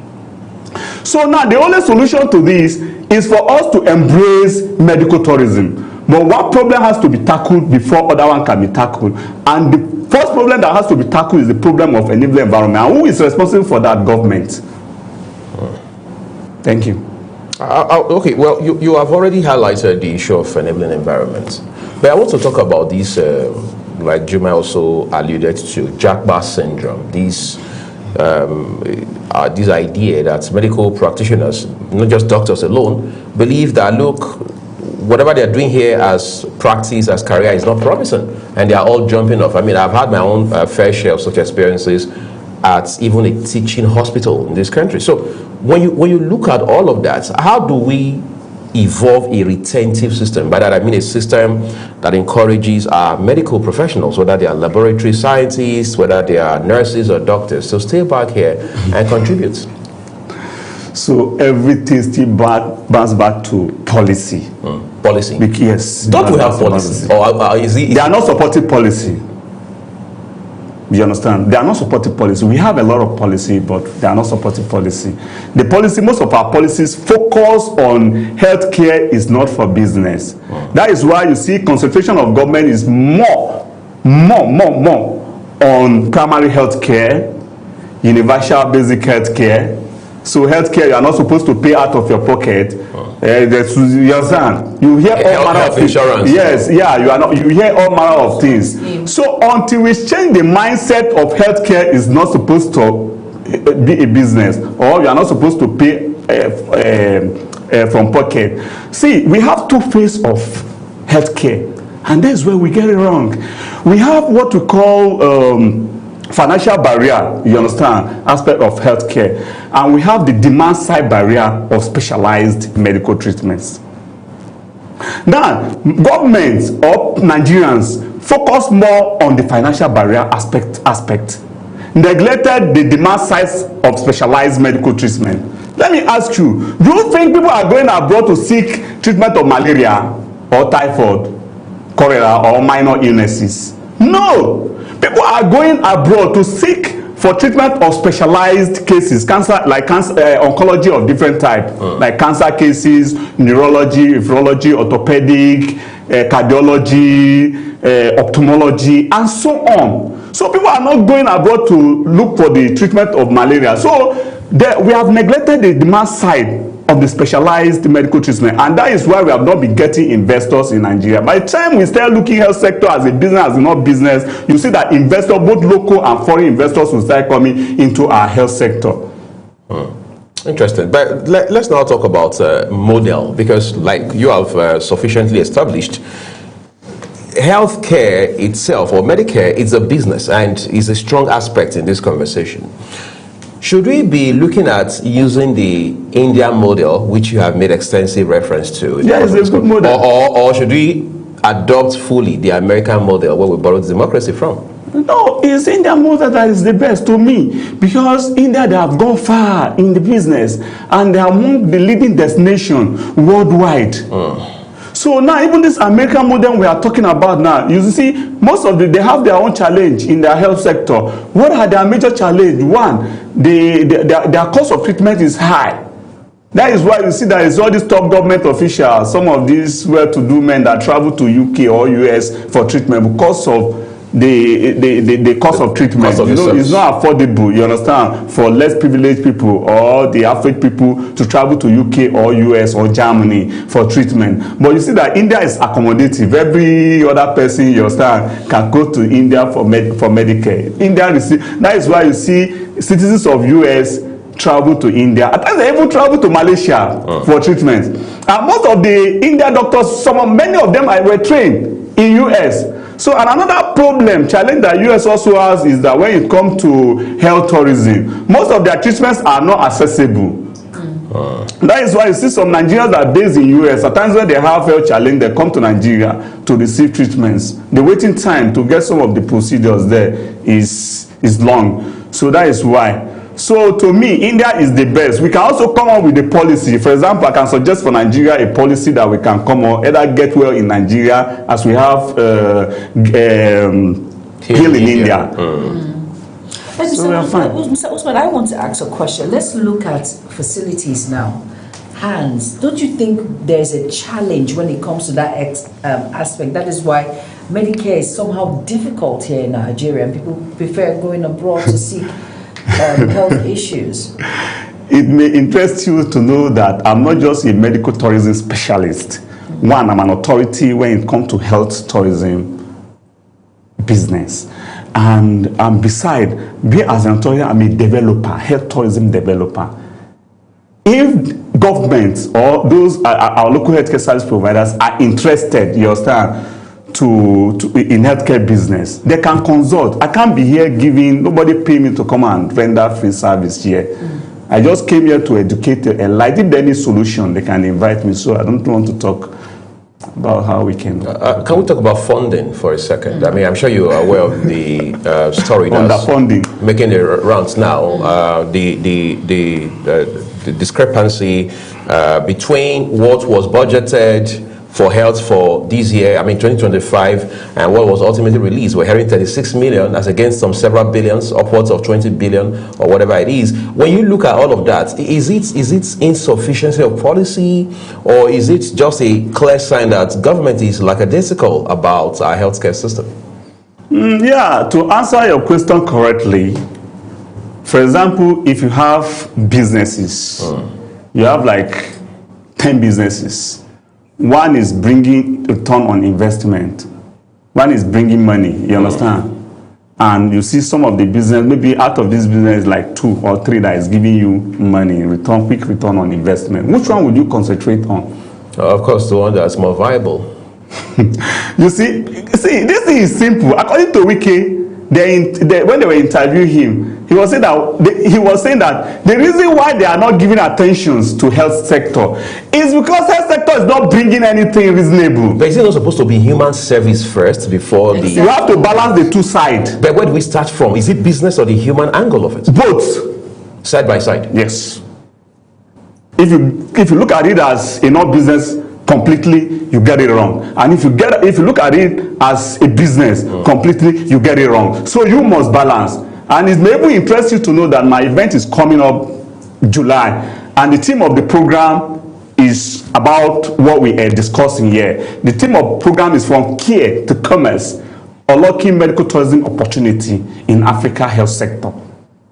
So how do and it's all about how we can balance. Are we stuck in all of this, given what you're saying? Because I mean, you just made reference to FCT minister. It's for us to balance healthcare, care and commerce. I'm curious. Because I would have thought, Mr. Usman, I would have thought we ought to have established the healthcare sector reasonably or fairly before we now start talking about, introducing the model to commercialize. We have even done that. I mean, we live in a country where a former president's wife, a former first lady came out and said that even the State House Clinic didn't have basic necessities, basic essentials.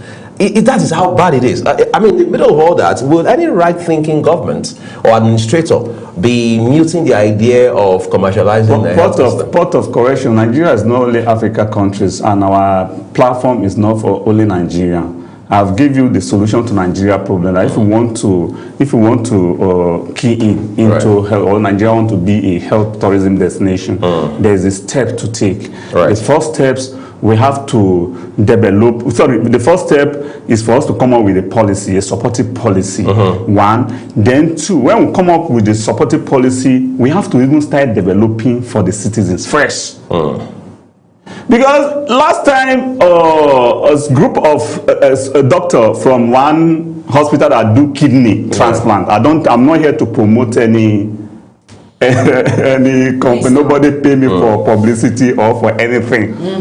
Some group of medical personnel from hospital that is doing kidney transplant in Abuja went and met the vice president, Chetima, that Nigeria, that they are doing well now. We are starting reversing medical tourism, and people are coming from UK, US to Nigeria for kidney transplant, that they are doing well. And because Chetima don't really have knowledge of this, now publicize it, you understand, but announce it that Nigeria is doing well. So they hear comments on social media, different kind of comments. So our health sector now is not only made for people abroad.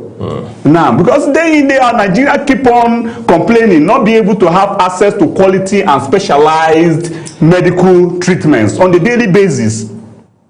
Now, how manage Nigeria that say is doing well and the citizens are complaining not be able to have access to quality treatments, and people are coming from abroad to access quality treatments here? So to me, if we want to key in, we should develop sustainable medical tourism for the citizens first. So part of correction, I'm not mean Nigeria we are commercializing. No, our initiative is for the entire Africa. You understand? Right. Not for only Nigeria. Thank you. There's also been the debates now about, well, when we talk about the pay for doctors, there's a debate, maybe a bit political, about, well, in Nigeria, the cost of training to become a medical doctor is next to free. And as such, these doctors are not being appreciative, they're not grateful enough by complaining and going on to seek greener pastures abroad and all of that. Where do you stand as an expert in this conversation? Yeah, it's not even issue of remunerations. There are a lot of factors that is pushing our medical personnel away. But the number one is their remuneration. Apart of remuneration, many of them that specialize in a particular area, they are incapacitated. The environment they are working is not polluted, is not good for them. And some of them are incapacitated. They don't have access to sophisticated equipment, medical equipment, cutting-edge technology to work with. And some of them, at times you go to hospitals, you see doctors are working or medical personnel are working. They will be there also eating while they are attending to patients. They don't have time. When you see a lot of queue, you understand, waiting to see a doctor. Don't you think and they do overtime work without, many of them, without payment. And this security threat and so on. So it's not even issue of their payment. The environment, they should start from the environment. They should create a enabling environment first for them. So some of them are even ready to stay. Even with deep peanuts they are paying to them. If you look at what some of doctors are collecting abroad, you understand, and comparing with what our doctors are collecting, there's a huge gap. And every day, price of things keep on rising.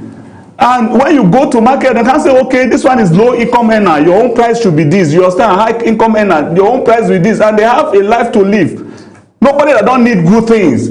So I can't blame them. Because, for example, now if you say you have children and you say your children should not go outside to eat food, what will you do? Provide food for them. Provide food for them. So what they are lacking, you understand, the factors, what they are lacking, if we start having what they are lacking here, definitely they will stay. Even those that are already Jakba, they are already relocated, will start coming back. All right. Thank you. All right, I think there's something else I need to ask. Jumai made some reference to PPP a while ago, and you said that's not the solution. I'm not saying it's not the solution. Right. I said this is not what we're supposed to talk about now. So it shouldn't be our priority. Because it's gone, everything will be in the policy, in the supportive policy. Supportive policy. You understand? PPP model, everything will be, you understand, will be in supportive policy. So if you are coming with supportive policy, it means everything you can think of that make the healthcare system work, everything's are there. You understand what I'm saying? So we don't talk of one, you understand? When we're talking, it's a package. And we don't have that now. Yeah, you know, like India now, they came up with, like I told you, Heal in India. In Heal in India, what in India is all about national policy framework, a well-packaged one that contains everything. So if we really mean well, or we are ready for healthcare in Nigeria, we're supposed to come, we have to come with supportive policy. We can come with Get Well in Nigeria. Well, Mr. Usman, with all what you have seen when it comes to the healthcare sector, you feel we're not ready? We are not ready. If you like, the whole Nigeria should be a world-class hospital here and there. When there is no supportive policy, we are joking. Like I said, it's not because we don't have good hospitals or we don't have doctors. We have a lot of good doctors in Nigeria as I speak. I was in Tunisia recently, and during my presentation, because they said that we should partners and work together for mutual benefit. And I have to tell them the area Nigeria is good when it comes to healthcare. For example, now in Nigeria is one of the leading destinations when it comes to IVF. Yeah, our doctors are doing excellently well, and I was there marketing IVF for them. And it's not just Nigeria good in IVF. The cost of treatment is very, very reasonable when it comes to IVF in Nigeria. So we can also develop others. So we as a developer, we can come up with ideas. If like the Honorable Minister of Health, you understand, is interested in our professionalism, they can invite us, they call a meeting, because there's no country in the world that is doing well that will not work with people like us. Yeah, because if I can go to many countries and join them to develop a sustainable medical tourism, is in my own country that are not. And the reason why it's like we are overlook things all this while is because I see that our people are not ready, and because they are not ready, they don't even have the knowledge of what is happening in the health sector. Many times they will gather themselves that they are revising medical tourism, they want to put an end to medical tourism. You understand how form of talk? And medical tourism is something that has come to stay. It's a global healthcare practice that involves patient referral, whether within the country or outside the country, for quality and specialized medical treatments. So there's no country that can survive, the health sector can survive without embracing medical tourism. Can you name one country in the world that is doing well medically, that is not participating in promotion of medical tourism? So it means medical tourism, after the supportive policy, the next thing is medical tourism, embracing medical tourism. Which is the so no countries, right? Yes, that is the only way forward. So them say stopping medical tourism, and they already, the funniest thing is that they already key in on the every day as they break today. Some of our hospitals have preferred patients either from Kuje to Gwagwalada to it's medical tourism. But it's local. It's local. We call it intrabound. All right. Intrabound. Okay. You understand? So every day our local hospital refer patients within the country for medical treatment. So what we need now is inbound. But before inbound can come, we have to we have to make our intrabound strong first.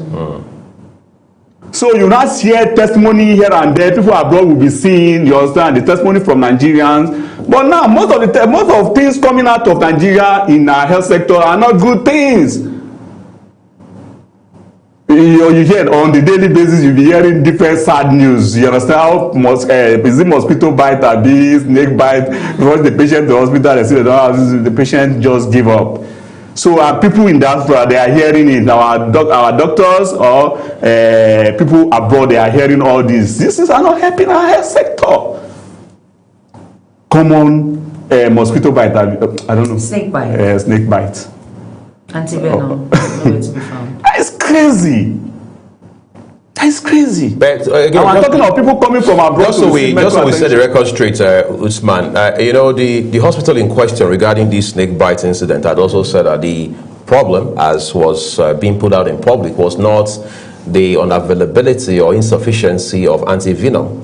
The challenge was that the bites, the venom itself from the snake had gone neural, so it had already gotten into the young lady's brain. So at that point in time, it was near impossible to reverse the damage that had been done. So I think we need to put that in perspective. So the issue there is that if something happens, the person that is dead is not there to say his own side of the story. So it's a single story. So I can't conclude, I can't judge, I can't say they are lying or they are saying the truth. So it's them and their God that knows that. You understand? So you have repeatedly talked about supporting policy. Yeah. What do we do to make that happen, to evolve one? Is it to put pressure on the National Assembly or to hold the Minister of Health and other health agencies accountable? No, it's the work of Honorable Minister of Health. The Minister of Health, both federal and state, has to come together and they can't do this on their own. Right. They need experts. You understand? But do we have those experts on the ground in this country? I don't really know, because I don't really know much people that specialize in business aspect of medical. Because when we are getting this thing wrong is that anytime we are doing anything that has to do with healthcare, we'll gather doctors, medical personnel to also even decide something that has to do with the business of health sector. So for them to come up with a policy, they need people from the business side of medical. So they cannot just come on the book. I've attended many of their events. Last time I attended a guy event. I don't want to call name here. He said that he's revising medical tourism. You see a lot of medical personnel. All of them that came for the event, I can say 99% of them are all medical personnel. Who don't know nothing about even this, who don't have proper knowledge of this health tourism of a thing that they are revising. Something that you are in, you say you are revising. You understand what I'm saying? Right. So now what I'm saying is this: they can't make the policy without involving people that specialize in healthcare. We can hire experts. I know many of my colleagues I can bring to this country from different countries, from India, from Turkey, from Thailand, from Mexico, from Ukraine. We can bring them and we have a meeting with the Honorable Minister. Right. And that's the way to go, the way forward. I want to take your mind to an incident. University of Benin Teaching Hospital is in the news for the wrong reasons as we speak right now. Some people say there's been so much of gap management-wise. Others say there has been next to no leadership at all, that the leadership has been very faulty, in fact broken, one administration after the other. Others say no, it's because it's political, that there's so much of politics in that hospital. And we're seeing that variant of politics too across teaching hospitals and federal medical centers in this country. Two questions in one. How much of, if you like, influence does politicking have within our healthcare system, number one? Number two, how do we minimize that as well? Because like you said, there's a strong business element in healthcare, in health services. But we've also seen how the politics has distorted what the focus ordinarily should be within our healthcare system, including, for example, how we appoint chief medical directors. The issue there is that, in law, they say you can't give what you don't have. I was thinking you would say that in Latin. No, but that's like, I can't say. It's okay. We get it. You understand? Right. In law, you can't give what you don't have. Naturally. Yeah, most of these people managing hospitals or our, let's say, facilities, they don't have the knowledge, you understand, of management. They don't have business knowledge. If you go to India, even though you are the CMD of hospital, you must have the knowledge of management and the knowledge of business, entrepreneurial aspect of medical. Now, but Nigeria reverse in the case.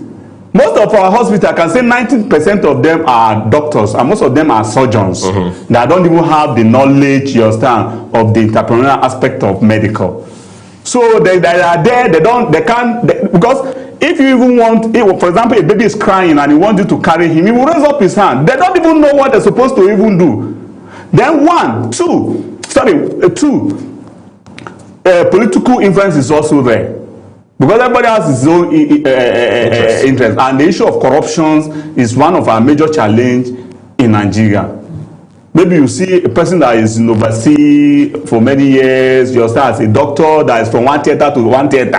And then I could say, hey, he has stayed abroad for many years. The next thing, boom, they'll bring him to come and head the hospital that know nothing about healthcare business or healthcare management. How do you think the person can give what you understand he don't have? And this issue of political authority, like now, if His Excellency President Bola Ahmed Tinubu now have his own interest and maybe he has people in his caucus and say that, you are a medical doctor, bring a person that will head the social hospital.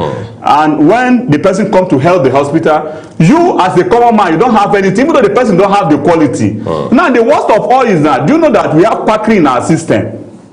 If you go to some of the hospitals owned by government, you see some of them were referred, you're either by minister or senators, to operate people, to tear people. You understand? It's crazy. So I don't want to talk much about these issues. This is annoying. But policy will come and address all these things. We'll eventually have those policies, I guess. Policy and implementation and good governance. But I think there's a lot to talk about this conversation, really, and it appears to be an ongoing one, if you ask me. Incidentally, Usman Issa, that's where we're going to leave it this morning. I would like to say a big thank you to you. Thank you very much. Thank you very much. Thank you. Let's take a break now, everyone. When we return, we'll turn our attention to the call now being, if you like, increased by no less a person than the president himself, saying that, look, there's no better time to put in place structures and systems to ensure Nigeria gets state police. So what does that mean? How much work do we need to put in to make it a reality? We'll find out after this break.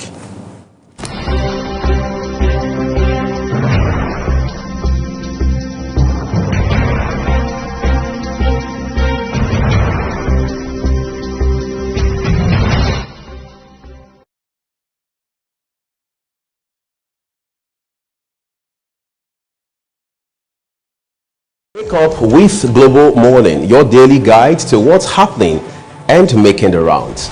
We delve into headlines, newspaper reviews, spot-on analysis, policies, current events, real talk, real issues that affect us all. From the latest trends to the debate, every topic, every angle, Global Morning is where it all starts.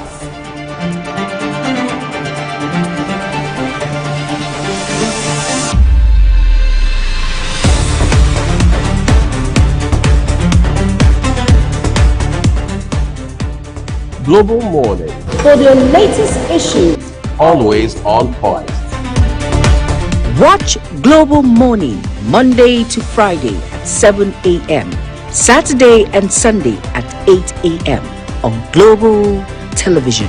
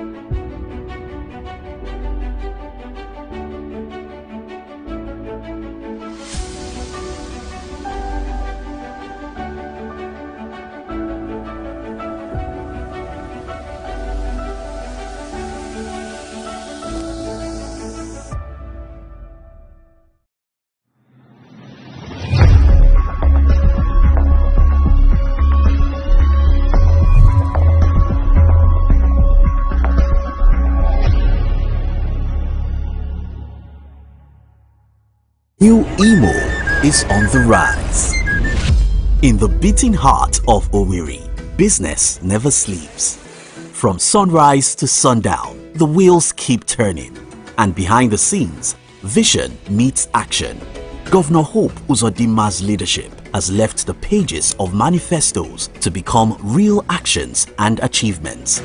Transformations that piece by piece feels like a miracle. But progress needs peace to thrive. And in Imo, we are not leaving it to chance. From land to sky to river deep, guardians are always watching, protecting dreams and opportunities. If you go to the quiet shore of Orashi Power, you will see the awakening of a hydropower roaring to electrify and energize a blossoming economy. The change is visible. The heartland of the East is under construction as new roads are threading together once forgotten places. Industry is humming again and communities are alive. At the center of it all, a digital revolution is rising. A new ministry with a new mission. Not just cables and codes, but capacity. 500,000 young minds trained each year to build a digital future. And as Orashi Power goes up, so does Imo, lifting with it the hopes of a hard-working people. A new Imo is on the rise.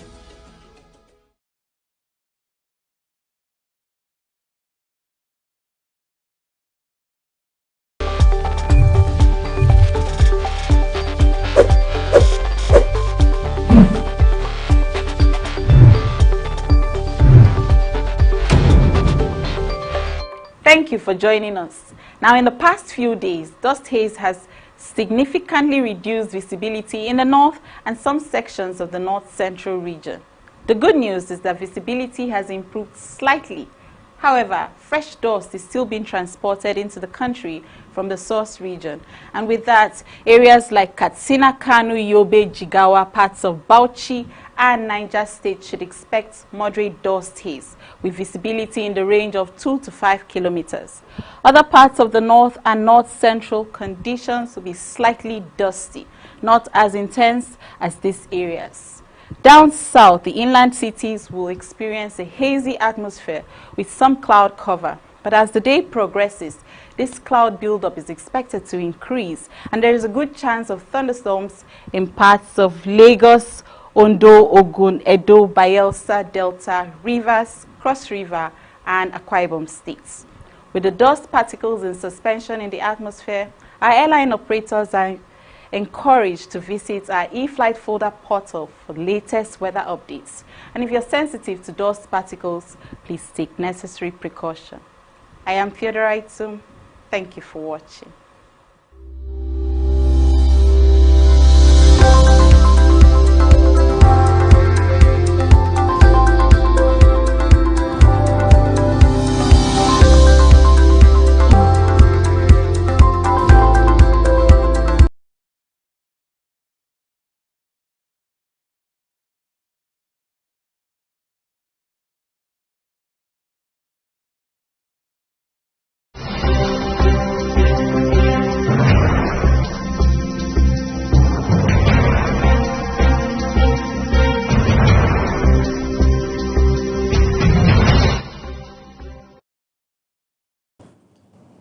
All right, just before we bring on the second discussion, we are hearing now that politics has taken yet another shape. Not really much different shape from the ones we are seeing before, but again, just reshaping the polity. We're hearing now that there's a piece of breaking news. Adamawa State Governor Ahmadu Fintiri has formally defected from the People's Democratic Party to the All Progressives Congress. Now, the governor in a statewide broadcast this morning said he decamped with his entire cabinet and all the officials of the People's Democratic Party. You know, before now we had told you that the state was, was noticed on streets, especially around the government house, that the flags of the PDP had been taken down, but the rest is history now. And just yesterday, President Tinubu said, look, I'm not the one forcing anybody to move. Yes, exactly. I'm not holding a gun to anybody's head. And in fact, if anything, yes, I do not have the intention of making Nigeria a one-party state. Yes. However, these people defecting are doing so from a place of free will. They are doing it voluntarily. Yes. All right. They see the good work this government is doing, and they want to be yes, they want to identify with it. And as such, it's voluntary, and we are hoping to have more big wigs come to join us in this political party. Who knows? Maybe that's what Adamawa State Governor has just confirmed. Yes, now. like our dear President Bola Ahmed Tinubu has said, maybe these individuals who are defecting, the big wigs, like we know, I've seen the good works the APC they are putting into place, and all the things that it could be it can be favorable to them also, and there is a balance. So why not? So it's the best way is to in the Pigeon Palace, or like I say the local palace, like you always say, follow who know road. So and those are the president's words. He says, "I know road." I know road. And so follow who know road, according to the local palace, and at the same time is what is beneficial to not just me but to the people in whom I represent. So individuals who are defecting to political parties, they know. Some will say, like we heard from way back 2 months ago when FCT Minister Yesomike says, even when you defect, it doesn't guarantee you a second term. So, but I think that was such that he was particular about River State. Yeah, of course, similar. But of course, you have to read under the lines. If you're not for him, it automatically applies to you too. So it's not just for one person. So you'd better be in his good book.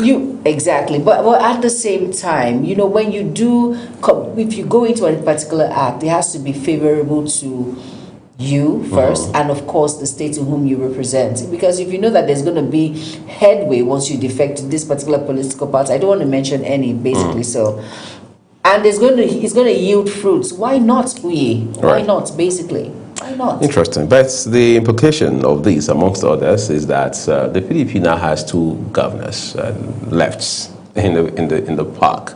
Wow. You have Bauchi State Governor Bala Mohammed. You have Oyo State Governor Seyi Makinde. In the case of Seyi Makinde, he held a meeting with Atiku Abubakar this week, and people said, look, we know where this man is heading. Yes, he's going to end up in the ADC. Yes. But the man says, no, I remain in the PDP. Card carry member. Right. Can we say the same of Bala Mohammed of Bauchi State? Maybe there are people who say the man is very principled. He's somebody who lives his life, even his politics, based on ideology, based on conviction. And as such, he probably will be the last person to leave the PDP and go to the APC. So the question I have for people who say the PDP is here to win election in 2027. And it's here to stay. Exactly, especially 2027. Is that still the case?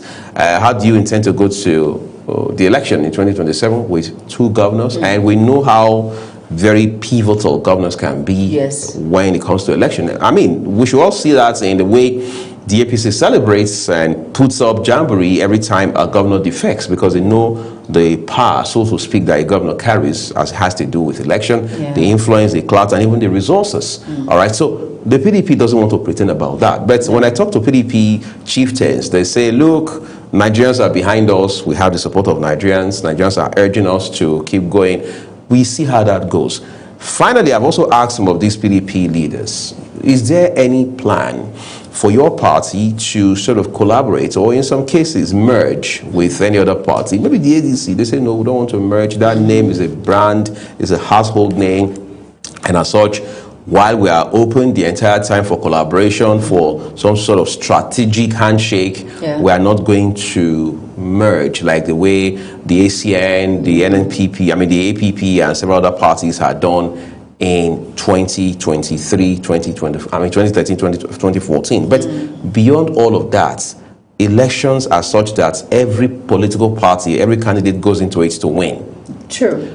So if that's the case, the question would be, what strategy is the PDP going to put in place to ensure it wins? Because APC has never been, they've been very unequivocal to say that, look, we're going in to win. But we're also putting in the work early enough so that when we win, it will not only be clear that we've done the right thing, everybody will see the efforts, the results, and of course understand that, we started out in good enough time. I think that's where we are right now. We hope the opposition party people will also learn that and understand that you don't win election on social media, as they say. No, you do not. Of course, you do not win election on social media. Right. And unfortunately so, a lot needs to be done. But for the fact that PDP, they're still standing, let's hope they might just spring up a surprise or something. Right. You know, this could be a political strategy. We do not know. Politicians cannot be predicted, so we do not know what they have in their box. But hopefully, like with some chieftains that have come on the program, I've spoken about PDP, individuals who are sure that, hey, nothing is going to happen. We are still strong. We're one of the best, and all of that. But at the same time, let's see what this holds and let's see what this brings. It's not over till it's over, they say. And let's just see what PDP will bring and see what holds in the 2027 election. I'm sure they're going to spring up a surprise. I'm sure. Well, we'll see how that goes. We understand that the opposition is also evolving on a day-to-day basis now, and we hope that the ADC, the PDP, the Labour, APGA, the ZLP, and the rest would also put up a political fight that is formidable against the ruling APC going forward. We understand now that our guest has joined us to look at issues around insecurity in our dear country, Nigeria, and the call now by no other person than President Bola Tinubu to say that, look, it is now or never.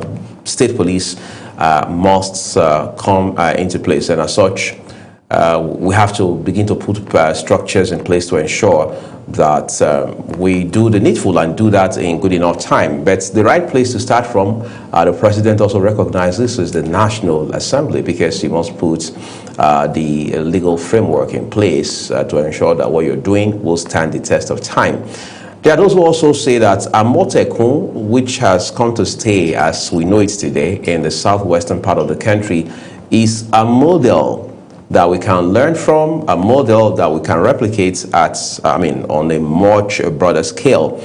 However, there was also a challenge with Amotekun, if you remember back in the day, even persons like embattled former Attorney General of the Federation and Minister of Justice, then Abubakar Malami, had railed against the idea of Amotekun. But today, there are people who say that insecurity in the southwest, across all the 6 states, would have been far worse, and the people in that part of the country would have had far more nasty experience if not for Amotekun. So if that is the case, how do we continue to structure and ensure that the issue, the idea of state police does not become a political debate? Yes, there are those who have advanced the concern, saying that, look, if we put state police in place, governors are likely going to abuse it, because they are going to be, of course, as it were, within the purview of state governors. But we say we borrowed democracy from the US. Can we also look at how their local police operate and take a cue from that to help design a framework that delivers the best for our people? Because whether we like it or not, just the same way they say every politics is local, policing and insecurity too is also local. If that's the case, it means we need this sort of police system that comes closer to the people and helps to identify those local issues. For example, those who are kidnapping and abducting people across the country, shooting sporadically across communities, they live most times within those communities. So how do we identify those flashpoints and be able to deal with them? Let's reconnect with our guest now. We'll join him shortly to help just straighten all of this. We'll take a break now, everyone. We're back shortly.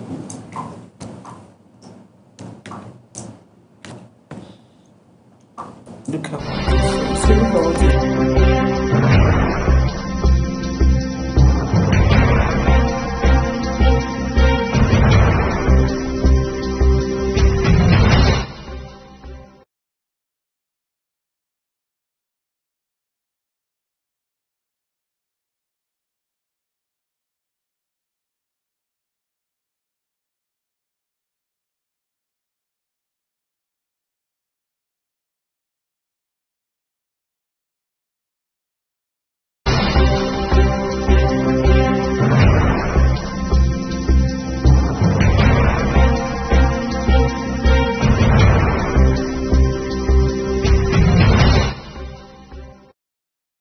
Up with Global Morning, your daily guide to what's happening and making the rounds. We delve into headlines, newspaper reviews, spot-on analysis, policies, current events, real talk, real issues that affect us all. From the latest trends to the debate, every topic, every angle, Global Morning is where it all starts.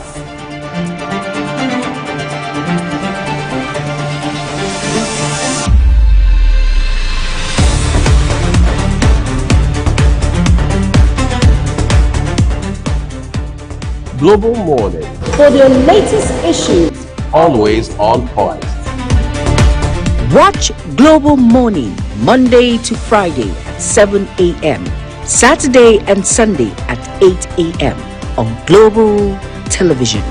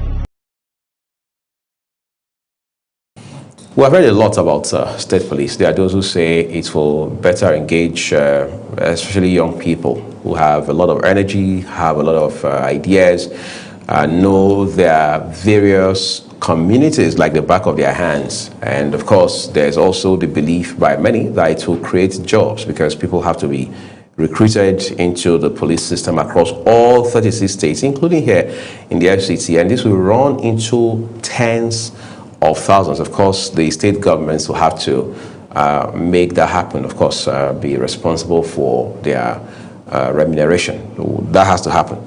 But of course, you now have to also look at training. How will they be trained? What kind of training will they be given as against the conventional police or the national police? We have to look at all of those. And then you ask yourself, in the end, how do we insulate this sort of police, I mean the state police, from the overbearing influence of state governors, especially around election cycle like we're going to have very soon?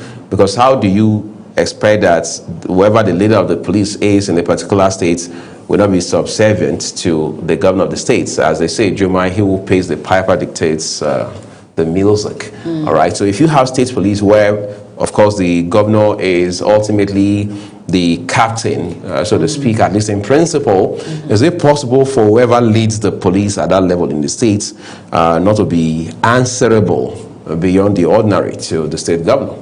You know, that's one of the concerns people have. Yes, exactly. That, of course, who do they report to when it comes to reportorial systems and all of that. But I think it has a lot to play. Like I said, we always mention that once you're given a particular position or you're heading a particular office, your TOR is very important in terms of reference. Know your constraints, Right. know where your limit is, understand that, okay, this is what I am heading, this is where my limit starts. And speaking of limits, it appears this will be the limit of this conversation because we're hearing now that our guest has joined us. Joe Vika is an author as well as a public commentator.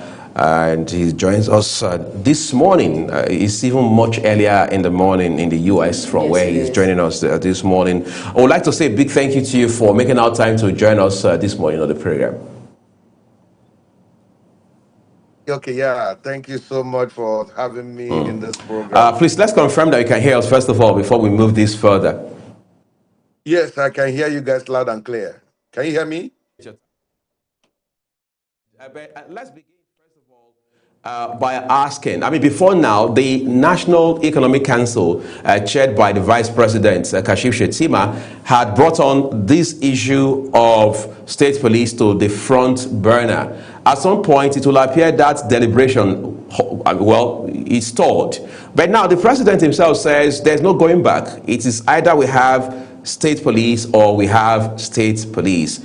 What are your thoughts in this regard?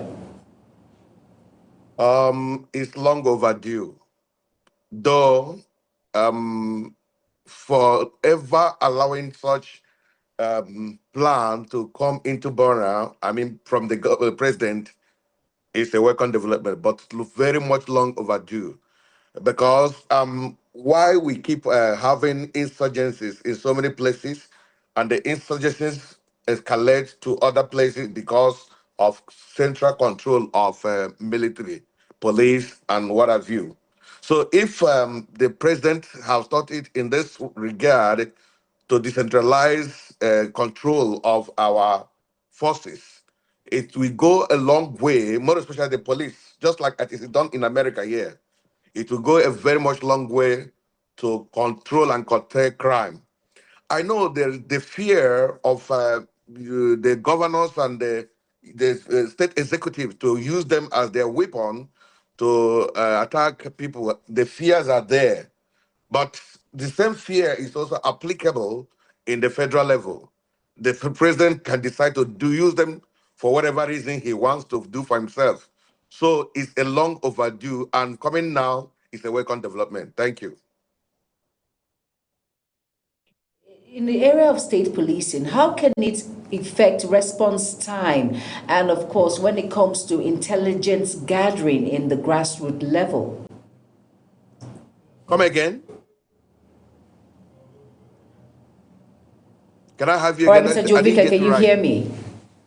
Yeah, what did he say? All right, What's the question? we've lost the network there, but I'm sure he's going to answer that question when it comes to... I can hear you. Okay. Yes, I can hear you all right. You can hear me. I said, in state policing, response time and intelligence gathering when it comes to grassroots level. Okay. Yeah, that is one of the reasons why the state policing should be accepted, adopted by everybody in Nigeria, because the crimes are committed in our local villages, community. So he found out if he want to send signal to Abuja before the signal will come back to the state for action to be taken, it takes a long process. So decentralizing police control is really going to help a great deal for the information, intelligence gathering, and investigation to be facilitated, and making sure that crime are curbed by the way of putting it to the state level. So it's going to facilitate information gathering and action subsequently. I don't know if you understand what I mean.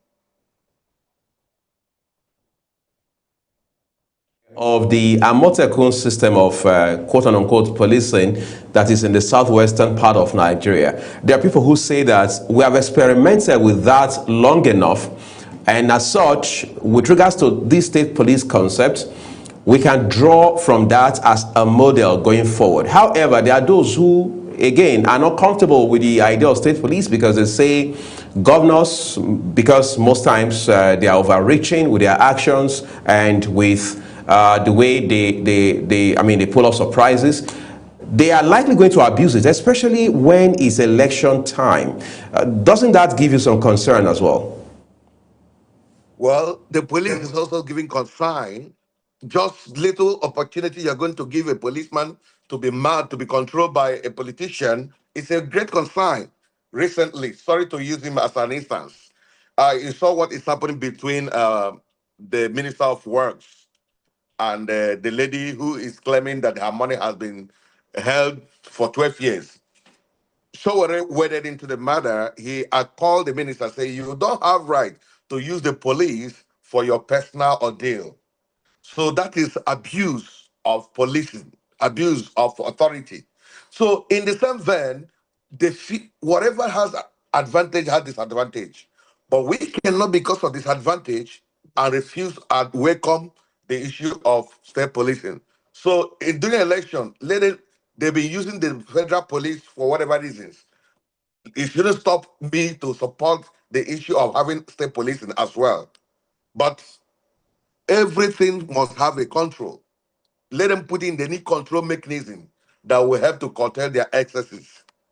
Ameteku, you cited, has been doing very well as far as I'm concerned.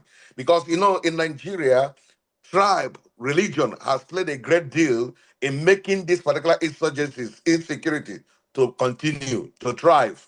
For instance, somebody will be telling you they are not kidnappers, or they are not terrorists, they are hoodlums, they are bandits, and this and that, because they are his own people, they are from his own religion. But other people will tell you these guys are terrorists. So state policing will help. If those guys they are calling bandit that are not terrorists are in your area, as a state-owned police, when you investigate and watch and see they are terrorists, you deal with them accordingly. Thank you. These menace, will I say, when it comes to banditry, insecurity, and of course communal clashes in some areas? Are you saying the banditry in communal classes in your area? What happened? Please, what is the question? Help to curb that when it comes to banditry, kidnapping, communal clashes in some regions. Yes. Frankly speaking, it's going to curb. It's going to serve a great deal. I remember an incident that happened in one of the villages in Imo State. So the group of cult boys were trying to raise some problem in that community. So as a reporter, I was there. I was working with the radio station. So I went there to make a report officially, so that the reporters will swing into action. They told me they need to get a signal from the state government. Then the authorities that be said, please, they need to also talk to the commissioner of police. There are some cases when, if the commissioner of police is not working in agreement with the state governor, it becomes a problem. It happened in Rivers State sometime. When the commissioner of police want to take his authority, orders from above, from federal, and he's not working in tandem with the state governor, he find that the people will suffer, crime will thrive, a lot of things will go wrong. So the state policing is like bringing development, bringing security to the grassroots. So it's going to curb excesses. It's going to curb cultism and insurgencies a great deal.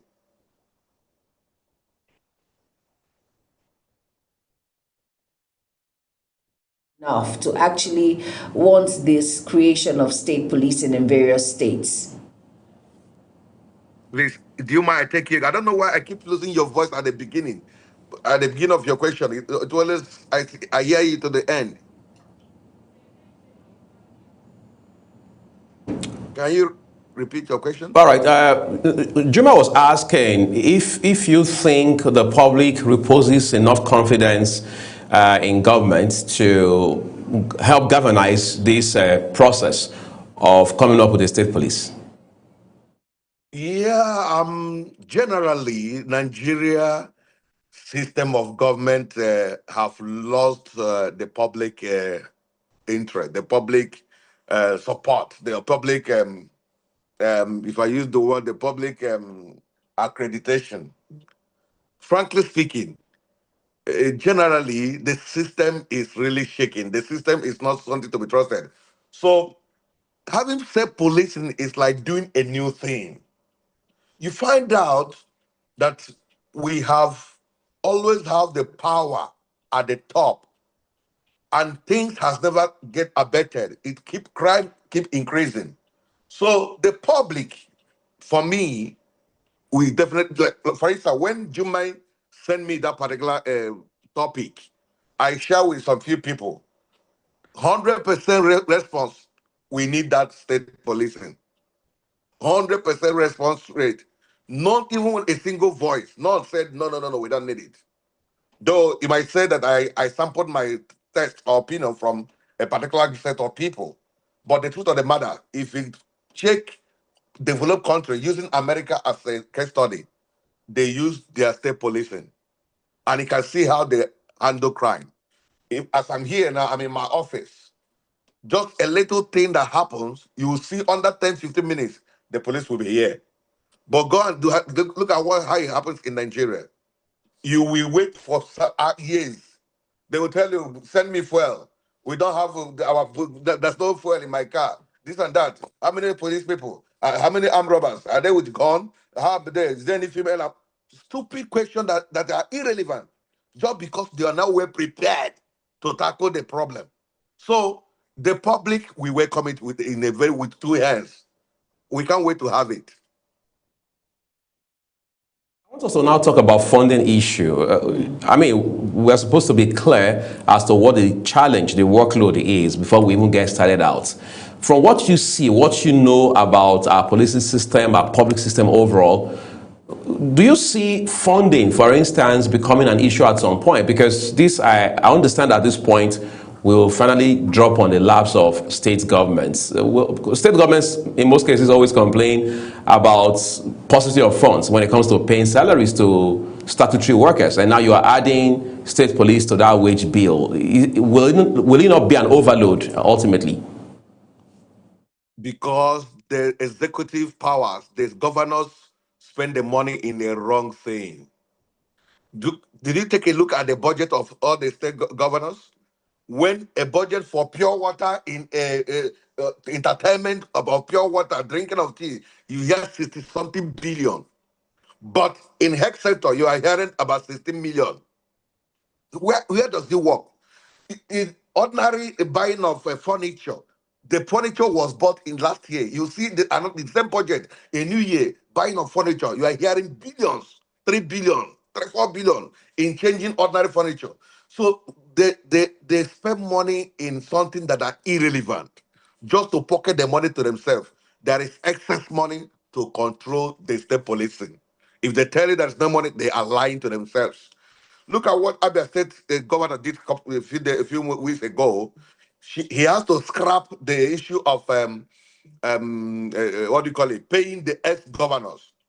I don't see, come to think of it, when someone will be in government, he will loot all the money that he needed to loot. After looting, he will leave office. He will be paid for life. Cook, driver, security, aide, all of the orderly will be paid for life. Then you find that the workers in the street are not being paid. But the state governor scrapped that particular bill, and they use the money to take care of everybody that is 60 years and above. So they have excess money to do that. If they tell you there's no money, they are lying. They should checkmate where they put their money in. I don't know, Father. It makes me mad when I hear that there is no money. Nigeria has a lot of money, and state has a lot of. They have the money. They can do it. All right. Or let me say in 5 seconds now, what do you think are the constitutional requirements in establishing state policing? Okay, constitutionally, I don't think the 1999 Constitution has room for state policing. And that is why that this 1999 Constitution is moribund. It's no longer relevant. It's not work serving its purpose. It's a military decree that was accepted by people. In fact, the beginning of that Constitution is starting from the beginning is lies. We, the members of the Federal Republic. And the question remains, who are the we that sat and brought that constitution? So if you talk about constitution and this requirement, it doesn't come, the bill will not strive. The truth of the matter, the constitution, Nigerian Constitution, 1999 Constitution, have overstayed its welcome. So I think ultimately what we'll have to do is to maybe advance an executive bill to the National Assembly. Hopefully that will happen real soon, and then we take it out from there. I would like to say a big thank you to you, Joe Vika, for going to the trouble to join us on the program this morning. We appreciate it. Thank you so much. Thank you so much for having me. All right, that's how we leave it this morning, everyone, here on Global Morning. We'd like to say a big thank you to all of our guests, both the gentleman who joined us in studio and Joe Vika, who joined us remotely. I just also remind you that the views of all of our guests across all programs, including Global Morning, are their opinions. I'm Uya Agumofwe saying have a big, big weekend. And I am Jumai Manson. Have an amazing day ahead. Bye-bye.